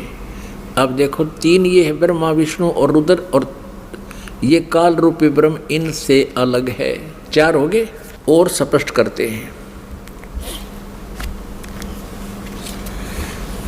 एक बार श्री ब्रह्मा जी और श्री विष्णु जी का इस बात पर झगड़ा हो गया कि ब्रह्मा जी कहते हैं कि मैं सृष्टि का रचनहार हूँ और विष्णु तू मेरे से उत्पन्न हुआ है, तू मेरा पुत्र है। विष्णु जी कहते हैं कि तू मेरी नाभि कमल से उत्पन्न हुआ है, तू मेरा पुत्र है। इससे इन दोनों का आपस में युद्ध हो गया। उस झगड़े का निपटारा करने के लिए इस काल रूपी ब्रह्म ने, इनके पिता ने इनके बीच में एक स्तंभ गाड़ दिया, एक लिंग खड़ा कर दिया, तेजों में स्तंभ बहुत लंबा, उसका कोई और छोर इन दोनों को नहीं मिला। तो इनका युद्ध तो बंद हो गया, उसकी खोज करने लगे कितना लंबा चौड़ा है। अंत में कहते हैं फिर कुछ देर के बाद ये शिव रूप में इसने प्रतिज्ञा की है काल ने कि मैं अपने वास्तविक रूप में कभी किसी को दर्शन नहीं दूंगा। इसलिए ये कभी ब्रह्मा रूप धारण कर लेता है, कभी विष्णु रूप धारण कर लेता है, कभी शिव जी का रूप धारण कर लेता है। तो वहाँ शिव जी रूप में आकर प्रकट हो गया और इन दोनों से कहा कि पुत्रों, तुमने अपने आप को भुला दिया है और तुमने जो सृष्टि और सतिथि के जो डिपार्टमेंट मुझसे लिए हैं, ये तुमने तप करके लिए हैं। और इसी प्रकार रुद्र और महेश्वर ने भी अलग अलग विभाग मुझसे प्राप्त किए। अब आपको दिखाते हैं विद्वेश्वर संहिता में, यही शिव पुराण, ये संक्षिप्त शिव पुराण गीता प्रेस गोरखपुर से प्रकाशित है और वही हम पढ़ रहे हैं, पहले जो आपको दिखाया था। हनुमान प्रसाद पोदार इसके संपादक हैं। अब हम फिर विद्वेश्वर संहिता पढ़ते हैं। ये विद्वेश्वर संहिता अब पृष्ठ नंबर 24 पे थोड़ी सी झलक दिखाएंगे। ये एक तेजों में लिंग यानी स्तंभ इनके बीच में खड़ा कर दिया काल भगवान ने, ब्रह्मा जी और विष्णु जी के। फिर ये स्वयं प्रकट हो गया। ये 25 पृष्ठ पे हम पढ़ेंगे। ब्रह्मा और विष्णु ने पूछा, प्रभु सृष्टि आदि 5 कृत्यों के लक्षण क्या हैं, यह हम दोनों को बताइए। भगवान शिव बोले, ये काल रूपी ब्रह्म सदाशिव इनका पिता बोला, मेरे कर्तव्यों को समझना अत्यंत गहन है, तथापि मैं कृपा पूर्वक तुम्हें उनके विषय में बता रहा हूँ। ब्रह्मा और अच्युत, सृष्टि, पालन और संहार, तिरोभाव और अनुग्रह, ये 5 ही मेरे जगत संबंधी कार्य हैं जो नित्य सिद्ध हैं। अब 26 पृष्ठ पे, ये 25 पे पढ़ा, अब 26 पे। अब यहाँ आइएगा। पुत्रों, तुम दोनों ने तपस्या करके प्रसन्न हुए मुझ परमेश्वर से। ब्रह्मा और विष्णु को ये सदा शिव काल रूपी ब्रह्म कह रहा है, पुत्रों तुम दोनों ने तपस्या करके प्रसन्न हुए मुझ परमेश्वर से सृष्टि और सतिथि नामक 2 कृत प्राप्त किए, यानी 2 विभाग प्राप्त किए हैं। ये दोनों तुम्हें बहुत प्रिय हैं। इस प्रकार मेरी विभूति स्वरूप है। अब वहाँ शिव के रूप में खड़ा था ये काल। मेरी विभूति स्वरूप रुद्र और महेश्वर ने 2 अन्य उत्तम कृत, ये मैं नहीं है, ने संहार और तिरोभाव मुझसे प्राप्त किए। यहाँ देखो 2 तो ये हो गए, विष्णु और ब्रह्मा। पुत्रों, तुमने तो सतिथि, सृष्टि और सतिथि ये 2 विभाग ले रखे हैं, और इसी प्रकार मेरी विभूति स्वरूप, क्योंकि वो उस समय शिव रूप में खड़ा था, रुद्र और महेश्वर ने 2 अन्य उत्तम कृत्य संहार और तिरोभाव मुझसे प्राप्त किए हैं। ये 4 हो गए ये, और 5वां ये बोल रहा है शिव। आगे देखो, ये स्पष्ट ये काल बोल रहा है, ब्रह्म बोल रहा है, सरपुरुष बोल रहा है। यहाँ से आइएगा, इसी के यानी 26 पृष्ठ पे हम पढ़ रहे हैं विद्वेश्वर संहिता का। यहाँ देखिए, मैंने पूर्व काल में अपने स्वरूप भूत मंत्र का उपदेश किया है जो ओंकार के रूप में प्रसिद्ध है। वह मंगलकारी मंत्र है। सबसे पहले मेरे मुख से ओंकार यानी ओम प्रकट हुआ, जो मेरे स्वरूप का बोध कराने वाला है। ओंकार वाचक है, मैं वाच्य हूँ। यह मंत्र मेरा स्वरूप ही है। प्रतिदिन ओंकार का निरंतर स्मरण करने से मेरा ही सदा स्मरण होता है।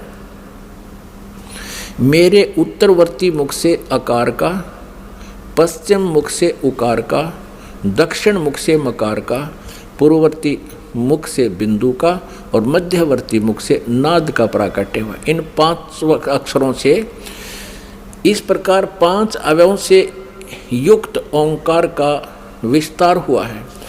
इन सभी अवयवों से एकीभूत होकर यह प्रणव ओम नामक एक अक्षर हो गया। गीता जी अध्याय नंबर 8 के श्लोक नंबर 13 में गीता ज्ञानदाता ये ब्रह्म, ये सरपुरुष श्री कृष्ण जी में प्रवेश करके बोल रहा है, ओम इति एकाक्षरम। श्रीमद् भगवत गीता अध्याय नंबर 8 के श्लोक नंबर 13 में गीता ज्ञानदाता ये ब्रह्म है, ये सरपुरुष है, श्री कृष्ण जी में प्रवेश करके बोल रहा है, अपने पुत्र विष्णु के शरीर में, समझ लो। और ये कह रहा कि ओम इति एकाक्षरम ब्रह्म व्यवहारण माम अनुसमरण ये प्रयाति तजन देहम स याति परमाम गतिम। माम ब्रह्म, मुझ ब्रह्म का केवल एक ओम अक्षर है, नथिंग एल्स। उच्चारण करके सिमरण करता हुआ ये प्रयाति तजन देहम स याति परमाम गतिम, जो शरीर छोड़कर जाते समय इसका सिमरण करता हुआ जाता है, यानी अंत समय में भी इसी का सिमरण करता हुआ शरीर छोड़ता है।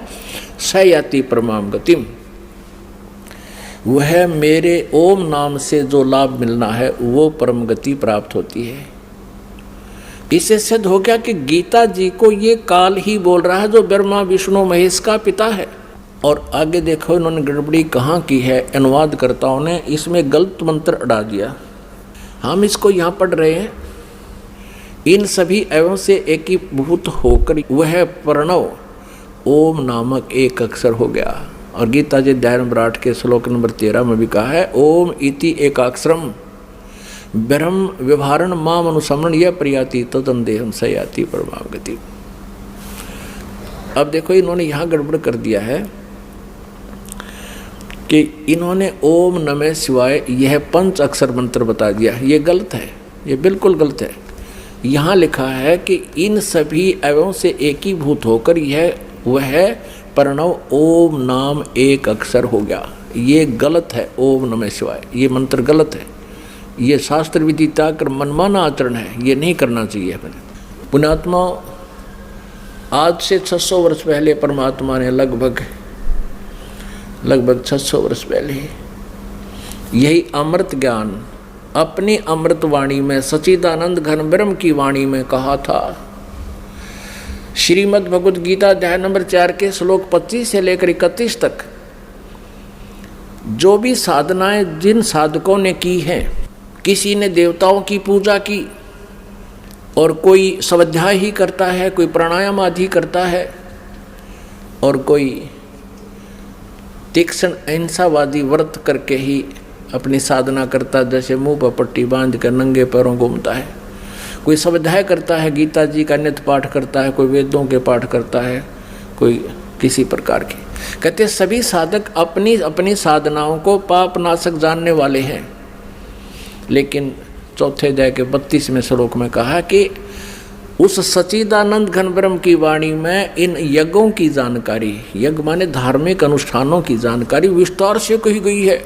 वो तत्व ज्ञान है। चौथे अध्याय के 34वें श्लोक में कहा कि उस सच्चिदानंद घन ब्रह्म की वाणी में, यानी जो ज्ञान स्वयं परमेश्वर ने अपने मुखारविंद से बोला है, वो सच्चिदानंद घन ब्रह्म की वाणी ब्रह्मणे मुखे कहा गया है।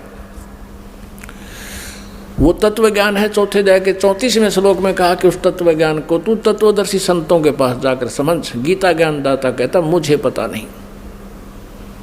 अब देखिए श्रीमद् भगवद गीता, गीता प्रेस गोरखपुर से प्रकाशित है। जयदयाल गोविंद का इसके अनुवादक है।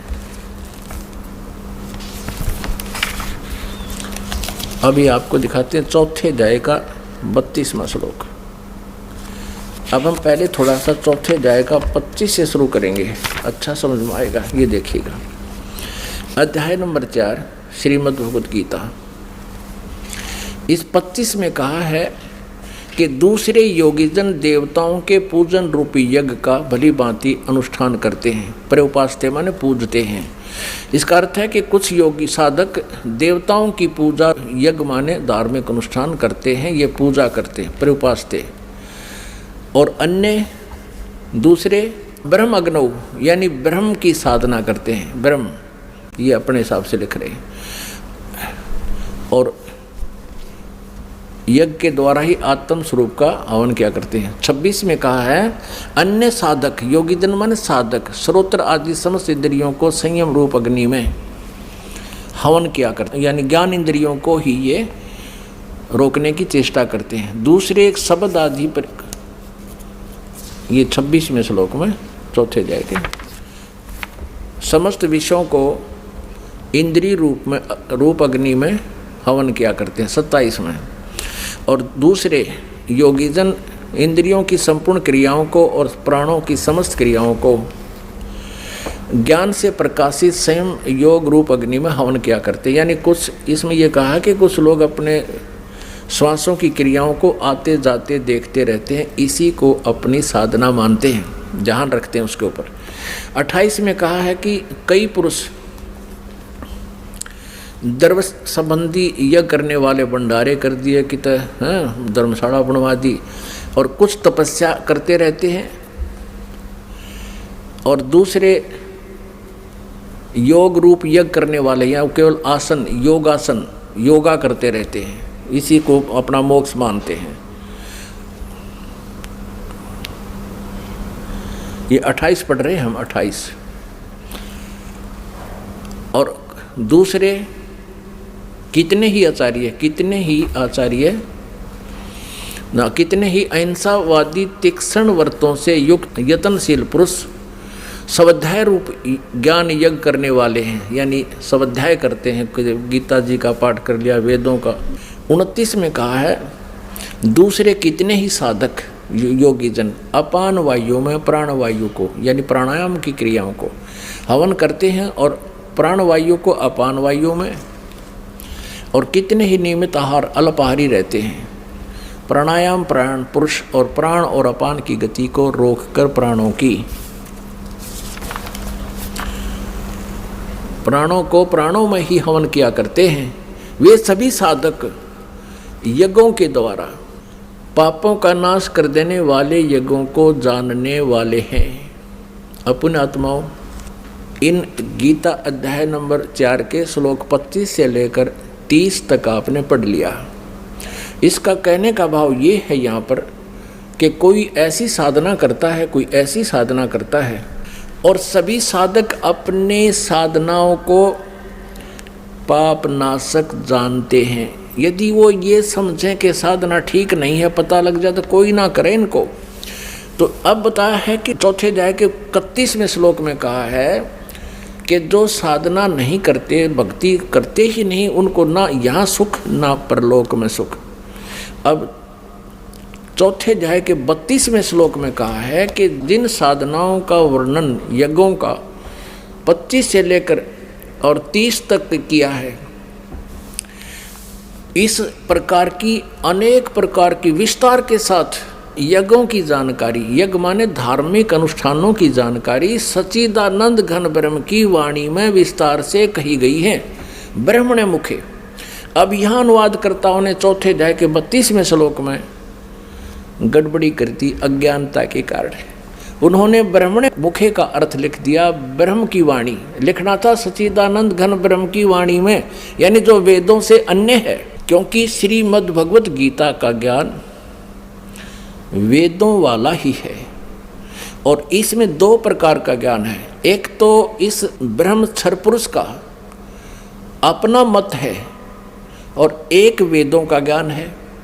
जो वेदों वाला ज्ञान है वो वेदों से तुलना होता है तो वो सही है, और जो युद्ध करवाने के लिए इसने कुछ अटकलबाजी करके बताया कि ये मेरा मत है, ऐसी साधना जो कुछ भी इसने ज्ञान दिया है, तो वो मत, इसका भी मत अल्पज्ञ है ये भी, क्योंकि स्वयं कहता है कि उस तत्व ज्ञान को तत्वदर्शी संतों के पास जाकर समझ। इसको कंप्लीट नॉलेज नहीं है आध्यात्मिक ज्ञान का, गीता ज्ञान दाता को भी कंप्लीट नॉलेज नहीं है, इससे सिद्ध है। अब देखिएगा चौथे अध्याय का 31 और 32 श्लोक, श्रीमद् भगवत गीता चौथे अध्याय का। अब 30 तक हमने पढ़ लिया, 31 में सिर्फ इतना कहा है कि हे कुरुश्रेष्ठ अर्जुन, यज्ञ से बचे हुए अमृत का अनुभव करने वाले योगी जन, यानी शास्त्र अनुकूल साधना करने वाले सनातनम ब्रह्म यान्ति, गीता ज्ञान दाता से कोई अन्य है, वो सनातन ब्रह्म अविनाशी परमात्मा को प्राप्त होते हैं। यज्ञ न करने वाले पुरुष के लिए तो यह मनुष्य लोक भी सुखदायक नहीं है, तो फिर परलोक कैसे सुखदायक हो सकता है। अब 32 में चौथे अध्याय के अब 32वें श्लोक में इन्होंने यहाँ गड़बड़ कर दी, एवं बहुविधा यज्ञा वितता ब्रह्मणे मुखे। इन्होंने इस ब्रह्मणे मुखे का अर्थ यहाँ गलत कर दिया, और इस प्रकार और भी बहुत तरह के यज्ञ बने धार्मिक अनुष्ठानों की जानकारी, ब्रह्मणे मुखे का अर्थ कर दिया वेद की वाणी, ये गलत कर दिया। यहाँ भी चल गए ये। अब देखो ब्रह्मणे का अर्थ हम देखते हैं इन्हीं के द्वारा 70वें अध्याय के 23वें श्लोक में। पुण्यात्मा ये देखिएगा, ये अध्याय नंबर, ये 17वां अध्याय है, अध्याय नंबर 17 और 23वें श्लोक में श्रीमद् भगवत गीता में ओम तत् सत इति निर्देश है ब्रह्मणे त्रिविध है समर्थ है। अब यहाँ ओम ओम तत् तत् सत सत इति माने ऐसे यह त्रिविध है, तीन प्रकार का। ब्रह्मणे माने सच्चिदानंद घन ब्रह्म का नाम कहा है। ब्रह्मणे माने सच्चिदानंद घन ब्रह्म, यानी परम अक्षर ब्रह्म, पूर्ण परमात्मा, सच्चिदानंद घन ब्रह्म। अब हम फिर आते हैं चौथे अध्याय के 32वें श्लोक पर। चौथे अध्याय का ये 32वां श्लोक। अब हम इस अनुवाद को यहाँ ऐसे रखेंगे, इस प्रकार और भी बहुत तरह के यज्ञ सच्चिदानंद घन ब्रह्म की वाणी में, बस सीधा सा अर्थ हो गया, विस्तार से कहे गए हैं। ये कहे वेद की वाणी में, वेद का ज्ञान तो गीता में यो गीता ज्ञानदाता दे ही रहा है, विस्तार से कहे गए हैं। उन सब को तू कर्म जान, यानी काम करते करते चलते फिरते सिद्ध होने वाले हैं। इसी प्रकार तत्व से जानकर उनके अनुष्ठान द्वारा तो कर्म बंधन से सर्वथा मुक्त हो जाएगा। और 33 में ये कहा है कि सर्यान दर्वमयात यगात ज्ञान यज्ञ है परंतम सर्वकर्म अखिलम पार्थ ज्ञाने प्रीस समाप्ते। इसका अर्थ है कि अज्ञानतावश बिना अंधाधुंध, वैसे ही द्रव्य यज्ञ माने धन का कहीं दान कर देने से अच्छा तो पहले ज्ञान यज्ञ समझ। यहाँ देखना 33वां श्लोक। हे परंतम अर्जुन, द्रव्यमय यज्ञ की अपेक्षा ज्ञान यज्ञ अत्यंत श्रेष्ठ है। ज्ञान यज्ञ माने तत्व ज्ञान, जो सच्चिदानंद घन ब्रह्म की वाणी में है उसको समझे। यावन मात्र संपूर्ण कर्म ज्ञान में समाप्त हो जाते हैं। अब 34 में कहा है उस ज्ञान को, कौन से ज्ञान को, जो सच्चिदानंद घन ब्रह्म की वाणी में विस्तार से कहे गए हैं, वो तत्व ज्ञान है। चौथे अध्याय के 32वें श्लोक में। अब चौथे अध्याय के 34वें श्लोक में उस तत्व ज्ञान की जानकारी, चौथे अध्याय के 34वें श्लोक में गीता ज्ञानदाता कहता है उस ज्ञान को जो सच्चिदानंद घन ब्रह्म की वाणी में लिखा हुआ है, तू तत्वदर्शी ज्ञानियों के पास जाकर समझ, उनको भली भांति दंडवत प्रणाम करने से, उनकी सेवा करने से और कपट छोड़कर सरलता पूर्वक प्रश्न करने से वे परमात्म तत्व को भली भांति जानने वाले ज्ञानी महात्मा तत्वदर्शी तत्व ज्ञान का उपदेश करेंगे। अपने आत्मा अपने पवित्र सदग्रंथ श्रीमद् भगवद गीता जी कितना निर्णायक ज्ञान दे रहे हैं। और ये अज्ञानी आचार्य गुरु मंडलेश्वर ये ब्राह्मण आज तक इन सदग्रंथों को ना समझ सके और ना हमें समझा सके।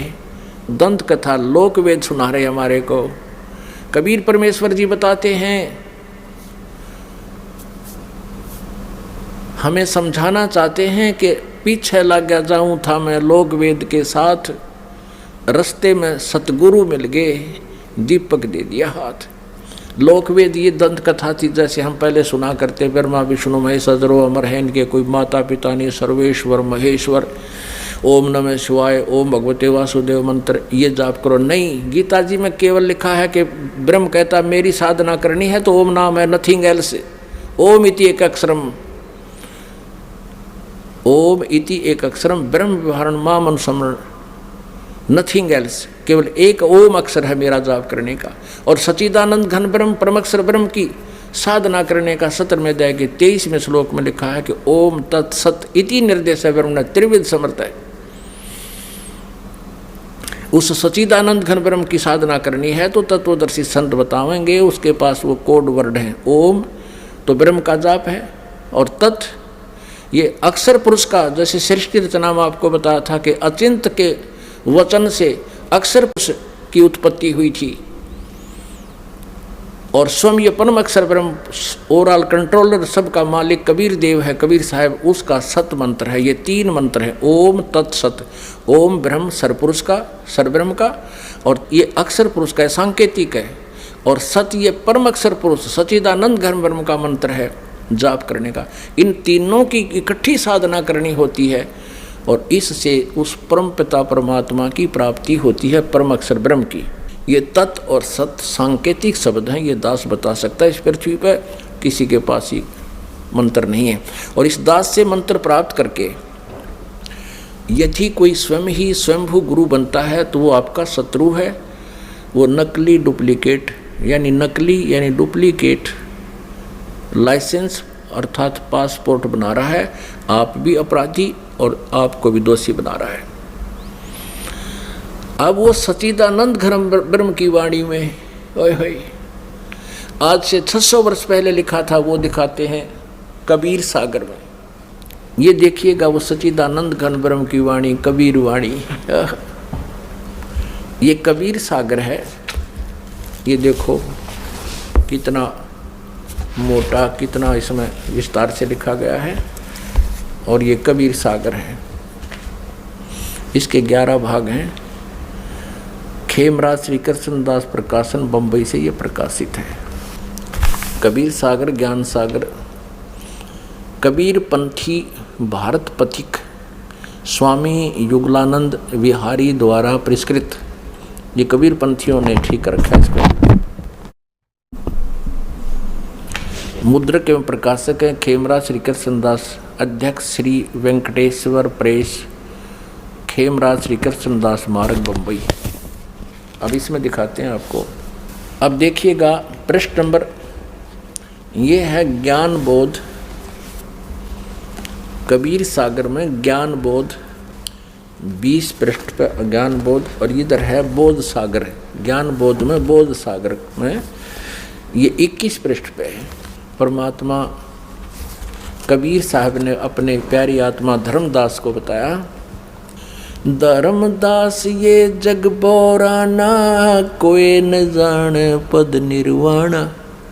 निर्वाण पद माने मोक्ष मार्ग।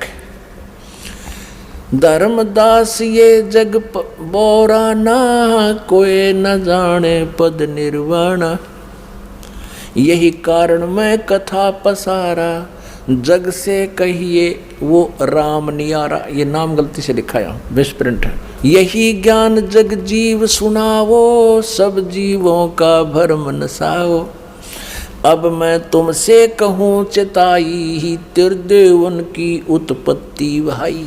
तीनों देवता ब्रह्मा विष्णु महेश की जन्म बताता हूँ कैसे हुआ। कुछ संक्षेप कहूँ गहुराई, सब संशय तुमरे मिट जाई। भरम गए जग वेद पुराणा, आदि राम का भेद न जाना। ये राम है। राम राम सब जगत बखाने, आदि राम कोई बिरला जाने। ये कबीर पंथियों भी विचलित थे, इन्होंने भी नहीं समझा परमात्मा को, यहाँ कुछ मिसप्रिंट कर दिया, अपनी सूझबूझ से गड़बड़ी कर दी। उसके लिए गरीबदास साहिब जी को परमात्मा ने वो ज्ञान देकर ये इसको सुचारू करवाया है। यहाँ से स्पष्ट है कि राम राम सब जगत कहे, आदि रामन सनातन परमात्मा सच्चिदानंद घन ब्रह्म को कहते कोई बिरला जाने। राम राम सब जगत बखाने, आदि राम कोई बिरला जाने।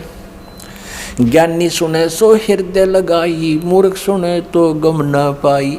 क्या बताते हैं कि मैं बताने जा रहा हूँ, ब्रह्मा विष्णु महेश के माता पिता बुद्धिमान होंगे, वो समझ जाएंगे प्रमाणों को देखकर, और मूर्ख मान्या ना करते, उनकी तो आदत होती है बकवाद करने की। माँ अष्टंगी पिता निरंजन, ये जम दारुण वंशन अंजन। पहले कीन निरंजन राई, पीछे से माया उपजाई। माया रूप देख अति शोभा, देव निरंजन तन मन लोभा। काम देव धर्म राय सताए, देवी को तुरंत धर खाई। पेट से देवी करी पुकारा, हे साहेब मेरा करो उभारा। पेट से देवी करी पुकारी, साहेब मोहे करो उभारी। टेर सुनी सतगुरता आए, अष्टंगी के बंद छुड़वाए। यहाँ वास्तविकता यह है कि टेर सुनी तहाँ हम आए, परमात्मा कहते हैं अष्टंगी के बंद छुड़वाए। अब 22 पृष्ठ पे ज्ञान बोध कबीर सागर। धर्मराय को हिकमत कीना, नखरेखा से भग कर लीना। अब कहते हैं उस काल ने उस दुर्गा के प्रजनन इंद्री स्वयं ही लगाई। धर्मराय करे भोग विलासा, माया को रही तब आशा। यानी दुर्गा प्रेग्नेंट होगी। 3 पुत्र अष्टंगी जाए, ब्रह्मा विष्णु शिव नाम धराए। ओए होए तीन पुत्र अष्टंगी दुर्गा ने पैदा किए शिव काल के संयोग से, और ब्रह्मा विष्णु और शिव नाम धराए। तीन देव विस्तार चलावे, इनमें ये जग धोखा खावे। पुरुष गम कैसे के पावे, काल निरंजन जग भरमावे। तीन लोक अपने सुत दीन्या, सोन निरंजन बासालीन्या। अपने तीनों पुत्रों को तीन लोकों का राज देकर, पृथ्वी पाताल और स्वर्ग का, और स्वयं कहते ऊपर सुन में जा बैठा। सुन माने ऊपर, ठीक जहाँ और कोई ना हो, वो कम प्लेस में, जहाँ इसने तीन रूप बनाकर अपने तीन स्थान बना रखे। तीन देव सो उनको ध्यावे, निरंजन का वह पार न पावे। ब्रह्मा विष्णु महेश को अपने पिता की भी प्राप्ति नहीं हो सकी है, इसलिए उनको निराकार बता रहे हैं। ये अलख निरंजन बड़बट पारा, तीन लोक जीव करे आहारा। ब्रह्मा विष्णु शिव नहीं बचाए, सकल खाए पुन धूर उड़ाए। तिनके सुत हैं तीनों देवा, आंदर जीव करत हैं सेवा। अब परमात्मा क्या बता रहे हैं कि इन दुर्गा और काल के ये तीन पुत्र हैं, रजगुण ब्रह्मा, सतगुण विष्णु, तमगुण शिव जी। और अंधे जीव इन्हीं की पूजा करते हैं। अंधे माने ज्ञानहीन प्राणी, और इन्हीं को सर्वेश्वर मानकर इनकी पूजा करते हैं। फिर देखिए, तिनके सुत हैं तीनों देवा, अंधर जीव करते हैं सेवा। सेवा माने पूजा। ये अंधे ज्ञानहीन, तत्व ज्ञानहीन प्राणी इन्हीं काल के तीनों पुत्रों की पूजा करते हैं। अकाल पुरुष काहू नहीं चीन्या, काल पाए सभी गए लीन्या। ऐसा तीनों देव और असुर अवतारा, ताको भजे सकल संसारा। कहते हैं इन तीनों देवताओं ब्रह्मा विष्णु महेश और असुर और अवतारा, और इन्हीं के अवतारों को ताको भजे सकल संसारा। तीनों गुण का यह विस्तारा, धर्मदास में कहो पुकारा। अब परमेश्वर कबीर जी कहते हैं गुण तीनों की भक्ति में ये भूल पड़ो संसार। कह कबीर निज नाम बिना कैसे उतरो पार। अब परमात्मा ने कहा कि तीनों गुण का ये विस्तारा, रजगुण ब्रह्मा, सतगुण विष्णु, तमगुण शिव जी। गुण तीनों की भक्ति में भूल पड़ो संसार। कह कबीर निज नाम बिन कैसे उतरे पार। निज राम बिन, निज राम नाम कहो। अपने आत्मा ये कंसेप्ट और क्लियर करना पड़ेगा कि रजगुण ब्रह्मा है, सतगुण विष्णु, तमगुण शिव जी। और फिर गीता जी का थोड़ा सा भेद आपको देंगे। गीता जी में यही प्रमाण है तीनों की रचना का, जन्म का। ये देखिएगा मार्कंडेय पुराण में ये तीन गुण क्या हैं ये दिखाते हैं। यह मार्कंडेय पुराण गीता प्रेस गोरखपुर से प्रकाशित है। गीता प्रेस गोरखपुर से प्रकाशित है। इसके 123 पृष्ठ पर आपको दिखाते हैं। ये पृष्ठ 123, और यहाँ पर देखिएगा मार्कंडेय जी बोले, मार्कंडेय जी बता रहे हैं। हम यहाँ आ जाते हैं। इस प्रकार इस तरह स्वयंभू परमात्मा की तीन अवस्थाएं होती हैं। रजोगुण प्रधान ब्रह्मा, तमोगुण प्रधान रुद्र और सत्वगुण प्रधान विश्वपालक विष्णु हैं। ये ही तीन देवता हैं और ये ही तीन गुण हैं। कितना स्पष्ट कंसेप्ट क्लियर हो गया। और भी क्लियर करते हैं, क्योंकि जब तक ये कंसेप्ट कति क्लियर नहीं बोलेगा कि रजगुण ब्रह्मा, सतगुण विष्णु, तमगुण शिव जी, तब तक यह बात सिर चढ़े नहीं कि गुण तीनों की भक्ति में ये भूल पड़ो संसारे। कह कबीर निज नाम बिना कैसे उतरो पार। ये श्रीमद् देवी भागवत हिंदी टीका से थी, इसमें संस्कृत भी साथ है, प्रथम भाग है। और ये कहाँ से प्रकाशित है? अथ देवी भागवतम सभाष्टीकम समातम। यह खेमराज श्री कृष्णदास प्रकाशन बम्बई 4 यहाँ से प्रकाशित है। अब यहाँ आते हैं इसके तीसरे सकंद में। अथ श्रीमद् देवी भागवते भाषा टीका युक्ते तृतीय सकंद है प्रारंभते। अब तीसरा सकंद प्रारंभ होता है। इसमें प्रश्न नंबर 11 पर, यह है 11 पृष्ठ, और भाषा टीका युग तृतीय स्कंद अध्याय 5 का, और मंत्र नंबर 8 है। ये 7वां यहाँ समाप्त हुआ श्लोक और 8वां प्रारंभ होता है। भगवान शंकर अपनी माता दुर्गा से कह रहे हैं, हे माता, यदि हमारे ऊपर सदा आप दयायुक्त हो तो हमको तमोगुण में किस प्रकार प्रदान किया और ब्रह्मा रजोगुण और हरि सतोगुण युक्त क्यों किए। अब यहाँ देखिएगा, ये संस्कृत है, वो हिंदी पढ़ी संस्कृत है। ये 7वां समाप्त हुआ, 8वां प्रारंभ हुआ। यदि दया धर्मना न सदा अंबिके कथम अहम विहित च। अहम माने मैं किस प्रकार बना दिया। तमोगुण है, तमोगुण। और कमल जय, कमल से उत्पन्न होने वाले ब्रह्मा को रजोगुण संभव, रजोगुण क्यों बनाया। सुवित किमु सतोगुण हरि, और विष्णु जी को आपने सतोगुण क्यों बनाया। आप जी ने श्रीमद देवी भागवत में ये स्पष्ट क्लियर हो गया, और श्री शिव पुराण में स्पष्ट हो गया कि प्रकृति और प्रधान दुर्गा को कहते हैं, और तीनों गुण रजगुण ब्रह्मा, सतगुण विष्णु, तमगुण शिव जी। तो अब आप जी को श्रीमद् भगवत गीता में दिखाते हैं कि प्रकृति दुर्गा और इस काल रूपी ब्रह्म जो गीता बोल रहा है श्री कृष्ण में प्रवेश करके, इन दोनों के संयोग से इन तीनों गुणों रजगुण ब्रह्मा, सतगुण विष्णु, तमगुण शिव जी की उत्पत्ति हुई। देखना, क्योंकि श्रीमद् भगवत गीता दिखाते हैं। श्रीमद् भगवत गीता में आप जी को दिखाते हैं, ये 14वें अध्याय का, ये देखिएगा अध्याय 14 का 3, 4, 5 या 3। हे अर्जुन, मेरी महत ब्रह्म रूप मूल प्रकृति, प्रकृति दुर्गा सभी प्राणी भूतों यानी प्राणियों की योनि अर्थात गर्भाधान स्थान है। मैं उस योनि में चेतन समुदाय रूप गर्भ को स्थापन करता हूँ। उस जड़ चेतन के तत्व मन उसके संयोग से सब प्राणियों की उत्पत्ति होती है, भूतों की उत्पत्ति होती है। 4 में, हे अर्जुन, नाना प्रकार की सब योनियों में यानी शरीरों में जितनी मूर्तियां अर्थात शरीरधारी प्राणी उत्पन्न होते हैं, प्रकृति तो उनकी गर्भ धारण करने वाली माता है, उन सब की दुर्गा। दुर्गा तो उनकी माता है, मैं बीज स्थापन करने वाला पिता हूँ। आगे देखो 5वें में, हे अर्जुन, सतगुण विष्णु, रजगुण ब्रह्मा और तमगुण शंकर, ये प्रकृति से उत्पन्न दुर्गा से उत्पन्न तीनों गुण यानी तीनों देवता अविनाशी जीव आत्मा को शरीर में बांधते हैं, यानी कर्मा उनके अनुसार ये इन तीनों रजगुण ब्रह्मा, सतगुण विष्णु, तमगुण शिव जी ये दुर्गा से जन्मे हैं, इनका जन्म हुआ है।